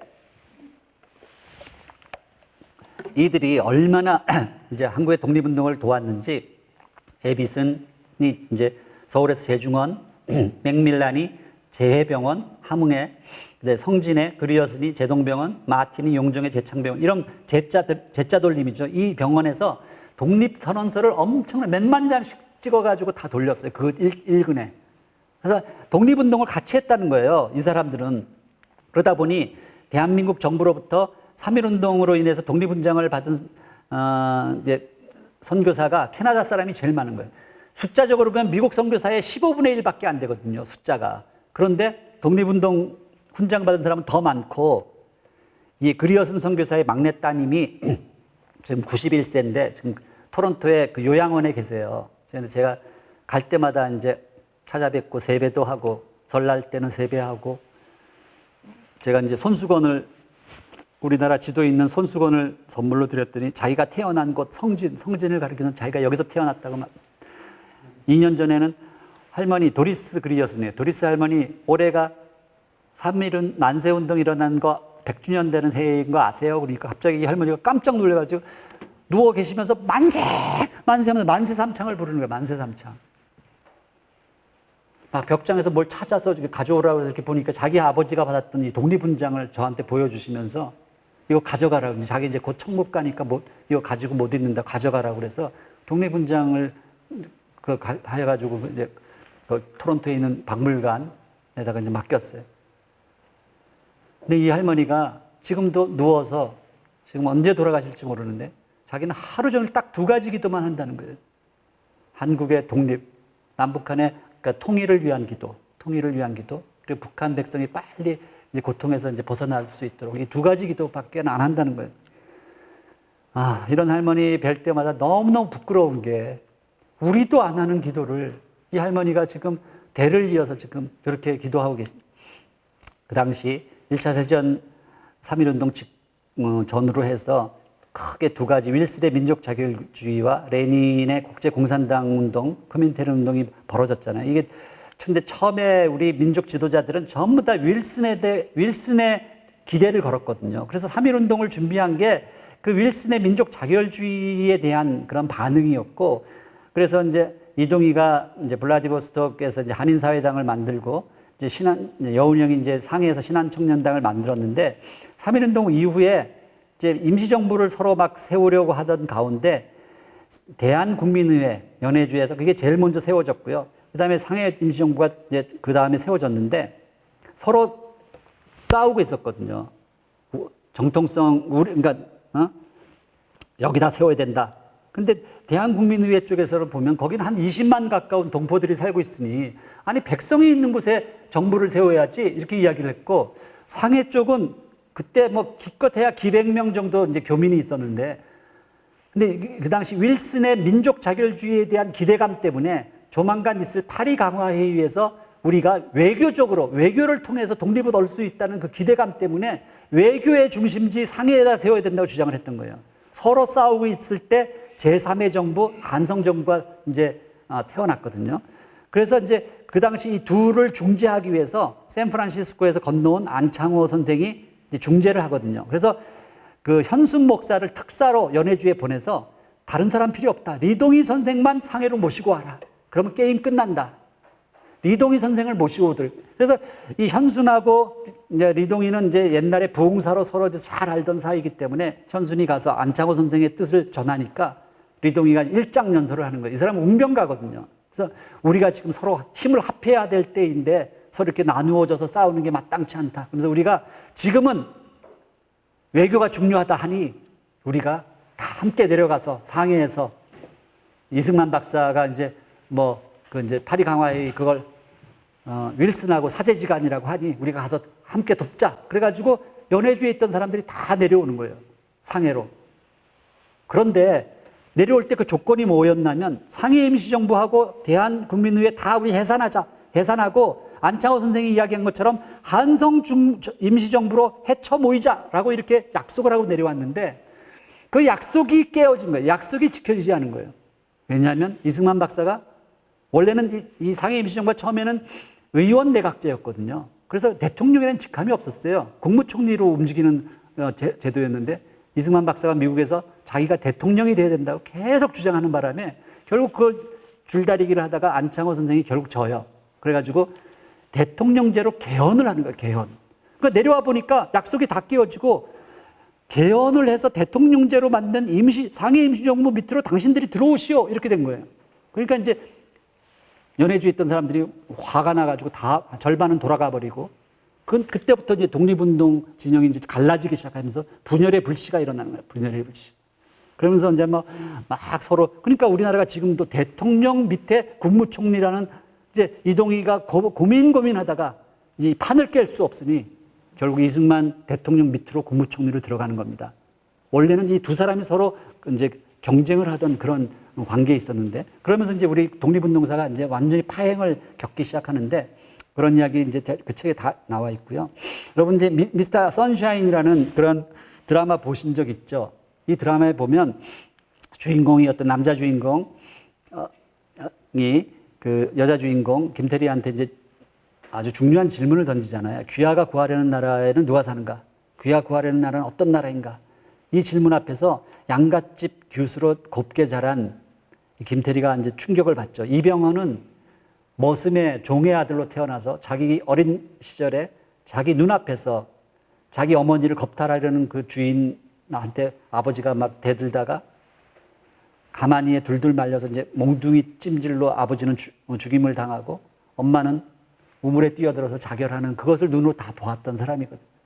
근데 둘이 이제 나중에 커가지고 이렇게 서로 사랑하면서 독립운동 의병 활동을 하는데 이 이병헌의 질문 안에는 이런 의미가 있는 거예요. 우리가 이렇게 고생하면서 지금 독립운동을 하는데 우리가 찾게 될 그 나라, 독립된 그 나라가 또다시 주인이 마음대로 종을 때려 죽일 수 있는 그런 나라가 된다면 굳이 우리가 고생하면서 이 나라를 찾을 이유가 뭐가 있냐는 거예요. 이 질문은 굉장히 중요한 질문입니다. 사실 우리가 통일을 구하는데 통일된 그 나라가 어떤 나라가 될 것인가를 우리가 미리 짐작을 하고 이걸 해야 된다는 거죠. 사실은 이 독립운동가들이 원했던 나라가 있어요. 그 나라가 어떤 나라인가 하면 그 나라는 민주, 평등, 자유, 평화가 있는 통일된 나라였어요. 그걸 어떻게 할 수 있냐면 그 임시정부의 그들이 만든 10대 헌장이 있거든요. 10대 헌장을 보면 알 수 있는 거예요. 그들은 인민이 주인이 되는 민주공화국, 민주공화제를 원했었고요. 대한민국이란 국호가 그때 처음 등장하죠. 그 당시는 인민이라는 단어를 다 썼거든요. 인민. 여러분, 인민이라는 단어가 절대 나쁜 단어가 아니거든요. 영어로 말하면 people이라는 뜻이에요. people, of the people, by the people, for the people. 링컨이 이야기했던 그 단어가 인민이라는 단어예요. 인민은 개인주의적이고 자유주의적인 그런 개념을 가진 단어가 people이죠. 근데 국민은 뭔가 하면 nation, 이것은 국가주의적이고 이 전체주의적인 단어예요. 그러니까 사실 엄밀히 말하면 우리 한국이 자유주의 개인주의 국가니까 우리가 인민을 써야 되고 전체주의 독재를 하고 있는 북한이 국민을 써야 되는 것이 맞는 거예요. 단어 뜻으로 보면. 근데 이게 왜 뒤바뀌었는가? 해방공간에서 재헌국회를 할 때 그때 다 친일파들이 다 득세를 했잖아요. 유명한 친일파 윤치영, 이승만의 비서실장이었죠. 그 사람이 막 소리를 질렀고 그 당시 인민위원회 그런 걸 북쪽에서는 조만식 선생이 인민위원회를 만들었고 남쪽에서는 여운형 선생이 인민위원회 만들었는데 그거를 다 이제 없애버렸잖아요. 없애면서 이 빨갱이들이 쓰는 인민이라는 단어를 우리가 어떻게 우리가 쓸 수 있냐 하면서 막 이제 소리를 치르니까 그 당시 무시무시한 그런 반공 정국에서 아무도 거기서 이제 대꾸를 못한 거죠. 그래서 처음에 재헌 헌법은 전부 다 인민이라는 단어를 다 써서 만들었어요. 유진호 박사가. 처음엔 다 인민으로 되어 있던 것이 졸지에 국민으로 바뀐 거예요. 국민으로. 국민이 뭡니까? 일제가 쓰던 황국신민이에요. 황국신민. 원래는 우리가 인민을 써야 되고 북한이 국민을 쓰는 게 맞는다니까요. 인민이 더 자유주의, 개인주의에 합당한 단어예요. people. 근데 그것을 하여튼 우리가 잃어버린 거죠. 동무 잃어버린 것처럼 인민도 잃어버린 단어예요. 그런데 3조의 평등이 먼저 나옵니다. 3조의 평등이 먼저 나오고 4조의 자유가 나오거든요. 우리 독립운동가들은 평등 하나만 있는 나라, 자유 하나만 있는 나라를 원치 않았어요. 평등과 자유가 함께 있는 나라, 균형을 잡은 나라, 그런 나라를 원했고 세계 평화에 기여하는 나라, 이런 나라를 원했던 거예요. 그 당시 이제 우사 김규식, 언더우드 선교사의 수제자죠. 이 우사 김규식이 10개 국어를 할 줄 아는 사람인데 이 사람이 파리 강화의에 이제 그런 어떤 외교적으로 독립을 얻을 수 있으리라는 그런 꿈을 가지고 달려갔다가 완전히 이제 그 제국주의 국가들에 의해서 이 회의석상에 들어가지도 못하고 완전히 실패하고 말죠. 그들은 윌슨이 내세웠던 그 민족 자결주의의 그 고결한 그 정신을 정말 적용해서 우리나라가 독립이 될 줄로 그렇게 생각하고 3.1운동 그 선언서에 보면 그 민족 자결주의에 대한 기대감으로 가득 차 있거든요. 근데 알고 보니까 이 민족 자결주의는 자기네 나라들, 제국주의 국가들의 이해관계가 걸려있는 이 유럽의 여러 나라들에게는 적용이 되지만 이 아시아와 아프리카, 이 오리엔탈리즘 속에 있는 아시아, 아프리카에게는 전혀 그들을 독립시켜줄 마음이 전혀 없었던 거예요.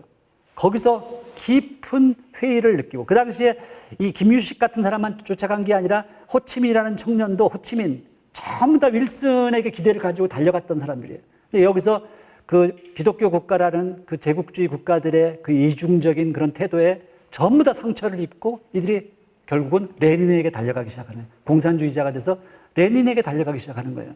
그러면서 우리나라의 이제 독립운동사가 깊이 이제 공산주의 쪽으로 이제 들어가기 시작하는 그 결과를 가져온다는 거죠. 자, 뭐 자세한 이야기는 그 책을 이제 보시도록 하고요.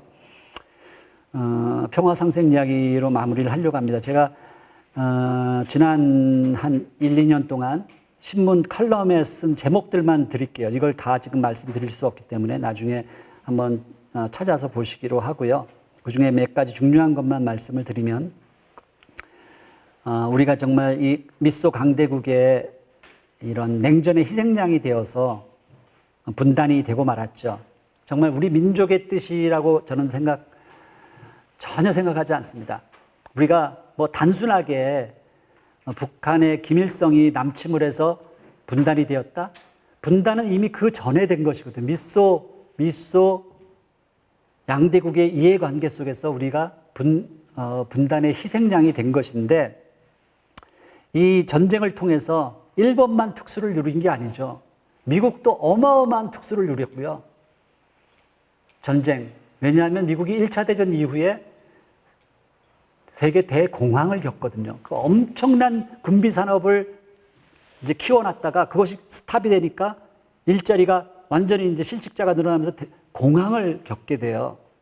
그러다 보니까 이 세계대전 이후에 무엇인가 이 재래식 무기가 계속 사용될 수 있는 그런 곳이 반드시 필요했고, 미국의 입장에서는. 그래서 원산 폭격이라는 게 뭡니까? 군대 갔다 오시면 원산이라는 그 캐나다 선교사가 세워놨던 그 많은 병원과 학교가 있었던 그 도시가 완전히 1952년만 되면 달 표면처럼 변하거든요. 달 표면. 나무 한 그루 없이 다 무너져 내려요. 그런데 원산 폭격은 휴전협정 사인하는 30분 전까지 계속됩니다. 아무것도 없는데. 왜냐하면 무기를 소비해야 되거든요. 그래서 그것이 미국 경제를 돌렸거든요. 소련은 어땠습니까? 이 3년 반 동안에 미국 군대를 거기다 묶어두는 그 기간이 필요했어요. 소련은 동구권을 이제 위성국가로 만들기 위해서 그 기간이 필요했어요. 중국은 이 장개석을 몰아내는데 우리 독립운동가들 그 의용군 출신들이 팔로군으로 참전해서 엄청난 공을 세웠는데, 그래서 사실은 이 한국전쟁 직전만 해도 중국이 인구는 조선족이 200만 밖에 안 되지만 워낙 공을 많이 세웠기 때문에 성급으로 만들어주기로 했었어요. 이제 신강 위구르나 이 티벳처럼 성급 단위로 자치성을 만들어주려고 했는데, 그 부담스러운 팔로군 출신 조선족들이 이 전쟁 속에서 다 정리가 된 거예요. 정리. 그러면서 자치주로 이제 줄어든 거죠.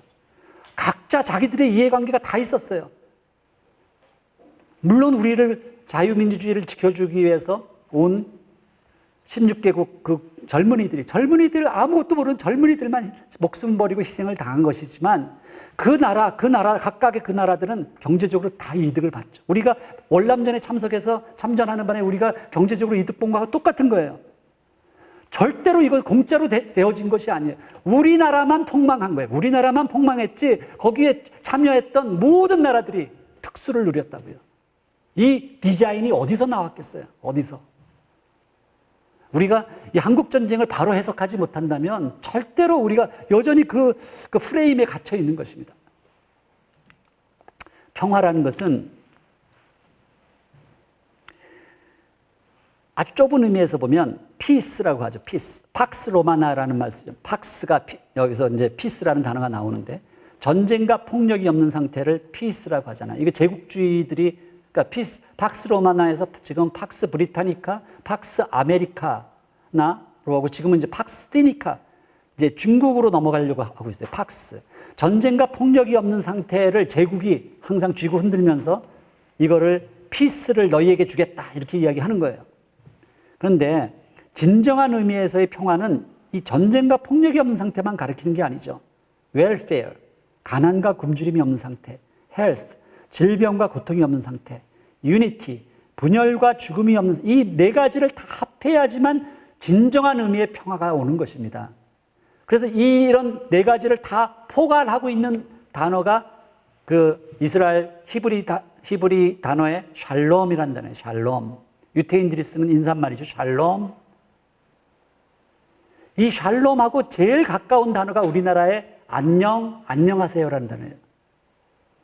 그러니까 굿모닝, 조샹하오, 봉주르 다 아주 얄팍한 인사들이에요. 얄팍한 인사. 좋은 아침 이거잖아요. 좋은 아침. 그게 아니고 샬롬, 안녕하세요라고 하는 질문 인사 안에는 무슨 의미가 담겨 있냐면 너 지난밤에 너를 괴롭힌 어떤 폭력이 없었느냐? 너 지금 밥은 먹고 다니냐? 너 어디 아픈 데는 없니? 너 누구랑 싸워져서 갈라지지 않았니? 이걸 다 포함한 단어가 안녕이에요. 안녕하세요. 이 깊은 의미를 우리가 알아야 된다는 거예요. 이게 진정한 의미의 샬롬이에요. 그런데 지금 우리가 남과 북으로 갈라져서 이렇게 되어 있으면서 이 샬롬이 있나요?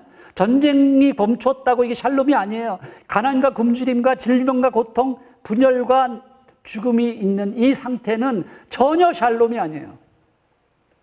안녕하지 않다는 거예요. 우리 민족 자체가 안녕하지 않아요, 지금. 이 안녕을 찾아야 되는 거예요, 안녕을. 우리에게 지금 양자택일이 있는데요. 통일이라는 것은 하나 된다는 거죠. 하나 된다는 건 경계를 허무는 작업이죠, 경계. 경계가 허물어져서 하나가 됐을 때 찾아오는 게 바로 평화예요. 샬롬이에요. 그런데 끊임없이 당을 짓고 경계를 만들고 분열하잖아요. 그 결과는 폭력과 죽음이에요. 폭력과 죽음. 그래서 이 평화와 통일이라는 것은 절대로 나뉘어질 수 있는 게 아니에요. 이것은 동전의 양면처럼 같이 따라오는 것이거든요. 요즘 젊은 세대들이 우리는 통일에는 관심 없어. 평화만 취하면 되지? 어떻게 우리가 분단된 상태로 있으면서 평화를 유지할 수 있겠어요? 평화롭지 않아요, 지금.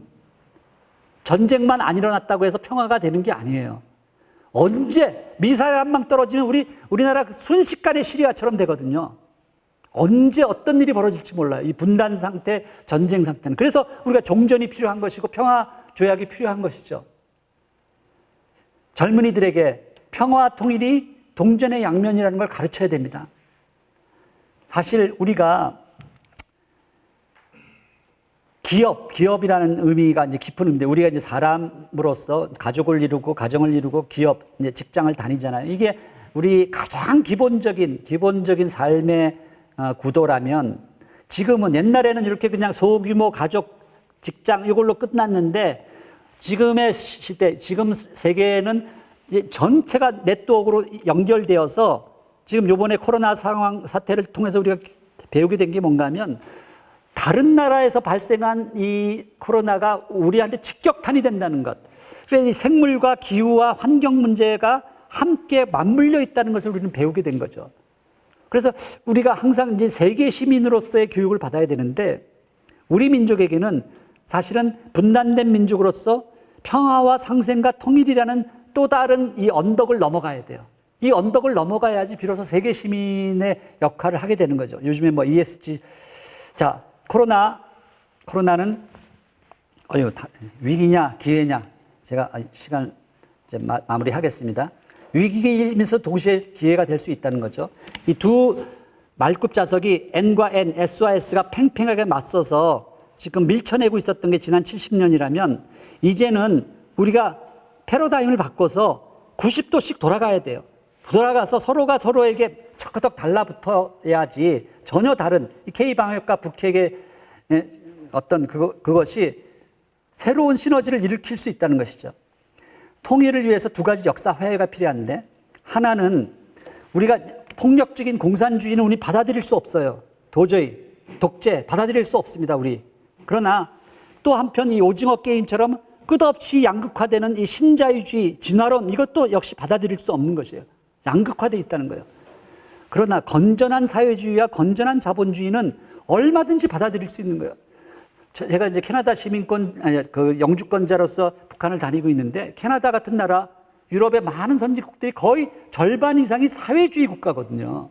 근데 우리는 분단이 되는 바람에 사회주의는 입도 뻥끗 못하는 그런 시대를 살아왔어요. 건전한 사회주의, 건전한 자본주의, 평등과 자유가 함께 있는 나라. 아까 나뉘어진 기독교의 복음도 사회복음과 개인복음이 이제 다시 합해져야 되는 거죠. 그것이 칼 막스하고 찰스 다윈에 의해서 나뉘어진 것을 다시 합하는 과정이다. 미중 패권 전쟁이 벌어지고 있고, 이거 이야기는 이제 뛰어넘어야겠네요. 이거 중국이 정말 G1을 노리면서 이제 중국몽을 꿈꾸고 있잖아요. 우주굴기. 그러면서 여기에 워낙 지금 미국이 이제 발끈해서 반응을 해서 이제 이 미중 패권 전쟁이 일어나는데, 앞으로의 미중 패권 전쟁의 그 핵심은 우주 경제권을 누가 쥐느냐, 여기에 달려 있을 것이다. 저는 그렇게 보고 있고요. 싱가포르 하노이 노딜 이후에 정말 다시 만나야 됩니다. 어떻게든지 갈 길은 멀지만 종전선언, 평화협정, 그리고 북미 수교까지 가야지만 이 모든 문제가 풀려 나가기 때문에 우리의 목표는 민주적이고 평화적인 통일을 이루는 것이고, 어떻게든지 다음 대선이 어떻게 되든 간에 그 다음 대통령 만나야 된다. 이제 포위드 시대, 코로나, 북핵 지금 앞으로 당분간 시대는 코로나와 북핵, 4차 산업혁명 양극화를 가지고 일어날 것이다. 통일한국의 스펙, 뭐 말로 다 할 수 없습니다만, 북한에 제가 이제 10대 관광지를 다 가봤는데 뭐 정말 기가 막힌 절경들이 있거든요. 제가 이제 우리 청년들을 모아서 울릉도 독도에서 이제 크루즈를 타고 다니는 그런 시대를 열려고 하고 있고, 유라시아로 건너가는 시대. 제가 이런 포럼을 하는 이유도 유라시아를 관통해서 우리가 남과 북이 함께 가는 그런 시대를 만들기 위해서 지금 울릉도 독도, 그래서 울독이라는 그 브랜드를 가지고 이 항아리 만들어 가지고 지금 울독 TV도 지금 제가 이제 방송을 하고 있는데요. 북한을 알리기 위해서. 그래서 우리가 생엔조약, 아이고 죄송합니다. 시간을 너무 초과했네요. 조금만 한 3분만 더 하고 이제 마무리하겠습니다. 우리 민족이 결국은 두만강에서 이 EU가 만났던 것처럼 두만강 조약을 통해서 이런 한동해권 경제를 만들어 가야 된다 그런 생각을 하고요. 이 판문점 회담 때 전 세계가 지켜봤던 이유는 이 남북의 하나됨은 세계사적 사건이기 때문에 그렇다는 것이죠. 그래서 결국 이게 우리가 연결된다는 것은 결국 물류 유통을 여는 과정이고 이제 우리가 이제 세계 경제로 나아가는 과정이고 지금 전 세계가 이 두 축에 의해서 돌아갑니다. 이 동아시아 축과 중동아시아의 이 두 축이 서로 맞물려서 연동돼서 돌아가고 있다. 그렇게 볼 수 있고요.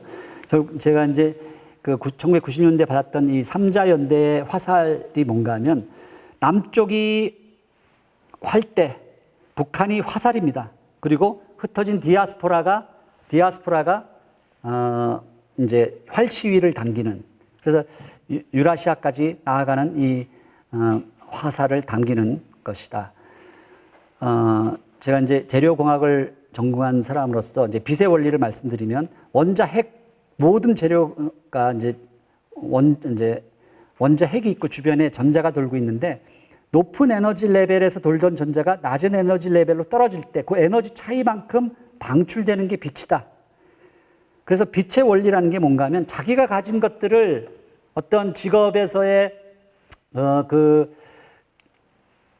뭐 돈이든 그것이 물질이든 어떤 직업이든 지식이든 그런 것들을 이웃을 위해서 그걸 낮추어야지만 그것이 바깥으로 빛이 돼서 방출되는데 지금 우리 사회의 문제는 끝없이 더 높아지려고 하니 높아지다 보면 주변에 있는 빛까지 끌어모으거든요. 블랙홀이 되는 거죠. 사회가 점점 더 어두워진다는 거죠. 강의 대단히 감사하고요. 네, 사실 말씀 매우 많으실 텐데 저도 듣고 싶은 얘기가 정말 무지무지 많은데 아마 저서를 통해서 남은 얘기를 제가 보충해야 될 것 같고요. 저희들이 저는 기독 신자는 아닙니다만 저희들 역사를 통해 보면 아까 말씀하신 부분 신자가 아니라 하더라도 역사적으로 기독교라는 어떤 대체가 엄청나게 영향을 많이 갖고 있고요. 그리고 저희들 아까 말씀하셨던 가스통, 태극기 할아버지 부대들 이런 문제를 저희들이 얘기를 할 때는 그 기독교가 특히나 서북 청년이라는 말씀을 저는 좀 더 듣고 싶었는데 그쪽으로 말씀을 안 하시더라고요. 그런 영향이 저희들 역사에서 어떤 것을 미쳤는가 지금 저희들 남북 분열과 또 이데올로기의 부분에서 그런 부분도 서북 청년단 부분도 좀 더 듣고 싶고요.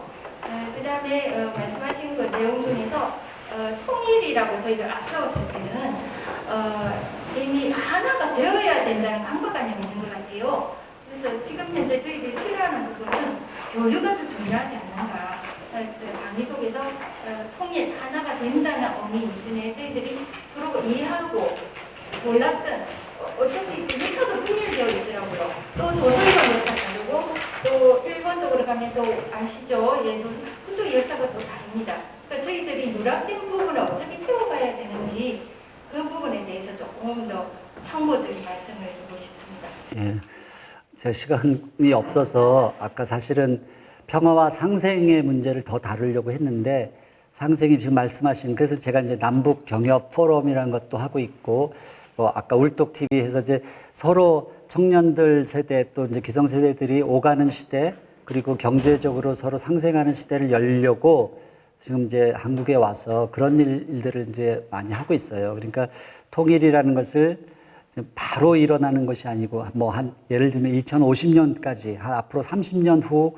멀게 우리가 목표를 잡아놓고 그 사이에 동서독이 어떻게 서로 교류했는지 정말 그런 것들을 보면 너무너무나 우리가 속상한 것이 뭔가 하면 저는 독일 통일에서 가장 결정적인 역할을 했던 것이 빌리 브란트 총리가 이제 그 3인당 그 사회민주주의 쪽에 진보 진영의 그 총리로서 이제 동방 정책을 했잖아요. 사실 우리 김대중 대통령이 이제 그런 햇볕 정책이나 그런 게 다 동방 정책을 이렇게 본딴 거라고 볼 수 있는데 그런 정책을 쭉 해 나오다가 정권 교체가 일어났잖아요. 그게 이제 기민당으로 보수 정부가 들어선 거예요. 보수 정부.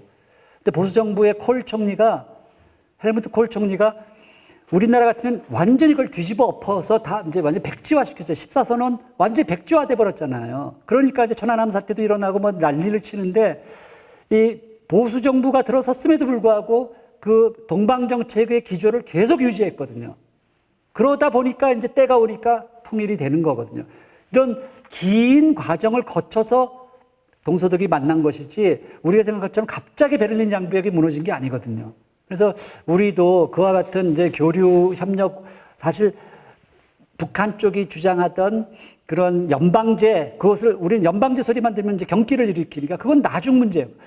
궁극적으로 우리가 통일하려면 연방정부, 미국도 연방정부고 스위스도 다 연방정부니까 우리가 궁극적으로 통일을 하려면 연방정부를 가야겠죠. 근데 그걸 나중에 미뤄두고 우리 노태우 정부 시절에 우리가 국회 통과했던 우리 연합제 한민족 통일 방안, 그것만 가지고도 우리가 동서독처럼 해야 할 일들이 지금 차고 넘치거든요. 그걸 하나하나 해 나가야 되는데 그것을 왜 못하는가? 그것을 못하게 하는 가장 우리 발목을 잡고 있는 것은 우리 한국 사회 안에 있는 이 좌우 분열의 그런 냉전 이데올로기가 여전히 국가보안법으로 우리 발목을 잡고 있고 모든 것들이 그것으로 인해서 우리가 지금 해야 할 일들을 못하고 있는 것이거든요. 근데 그것을 우리가 어떻게 넘어서야 될까? 제가 고민하면서 결국은 이 문제의 본질이 어디 있는가? 역사교육이라는 거예요, 역사교육. 우리 학생들이, 제가 한 학기 이제 지금 시간이 없어서 지금 한 학기 강의를 해야 될 그 분량이 남아있는데 이걸 어떻게 이 짧은 시간에 다 하겠어요? 16주 강의를 하거든요. 그러고 나면 애들이 완전히 바뀌어요. 이제 역사를 보는 안목이 생기고, 이제 그러다 보면, 우리가 잠깐만 그동안 배웠던 역사 교육이 완전히 우리를 이렇게 우민화 시켰고, 우리를 분단 이데올로기 속에서 계속 그냥 남아있도록 하는, 우리가 분단되어 있는, 그러니까 미국의 바이든 정부나 이런 데들이 왜 종전선언을 안 해주려고 지금 그렇게 하겠어요? 미국 입장에서 보면 분단된 상태가 이것은 황금알을 낳는 거위거든요. 사실 이 좋은 것을 왜 그렇게 쉽게 내어주려고 하겠어요? 그것을 같이 똑같은 생각을 갖고 있는 그 세력들이 있다는 것이죠. 일본이 그렇다는 건 뭐 우리가 너무나 잘 아는 거지만 우리 안에 그 똑같은 생각을 갖고 있는 사람들이 있기 때문에 그것이 우리의 지금 발목을 잡고 있는, 그것을 어떻게 우리가 이 문제를 직시할 것인가. 서북청년단 이야기는 너무나 유명한 이야기라서 제가 굳이 설명 안 해도 되는 이야기들이에요. 그것이 아까 이야기한 동서로 나뉘어진 기독교 중에 왼쪽에 있는 이 평안도와 황해도 출신들의 그 보수적인, 그러니까 미국 선교사들의 영향을 받은 그 사람들이 내려와서 만든 게 이 서북청년단이 대부분이. 근데 저쪽 북간도나 이쪽에서 내려온 사람들은 굉장히 진보적이고 통일지향적인 그런 신학을 갖고 있었다는 거예요. 그것이 근데 워낙에 숫자가 8대2 정도 돼요. 8대2. 그러다 보니까 이쪽이 너무너무 강한 거예요, 지금. 그러니까 그것이 기독교도 소위 한쪽으로만 치우친 것을 우리가 이단이라고 하잖아요. 이단. 근데 정확한 그런 정말 교리에서의 어떤 이단이 아닐지라도 지금 한국 기독교가 통일지향적으로 다시 나가기 위해서는 아까 이야기한 개인 구원, 예수를 통해서 구원받는다. 그 개인 구원, 그것도 중요하죠. 그러나 한편으로는 이 어그러진 사회를 정의롭게 만드는 것, 이것도 예수님이 그러니까 예수님은 그 당시 로마 제국의 그 시대로 보면 대단한 거의 혁명가에 가까운 개혁주의자였거든요. 그러니까 그 당시 종교인들이 십자가에 매달아 죽인 거거든요. 그러니까 예수님이 사회 문제에 전혀 무관심하지 않았다는 것이에요. 그러니까 그런 것처럼 이것이 바로 하나로 합해져야 되는, 그것이 너무너무 중요하다 생각하고요. 교류하고 상생하는 것, 지금 그것이 우리가 가장 먼저 해야 할 일이다. 저는 너무 동의를 합니다. 조일신 교수님께 다시 한번 박수.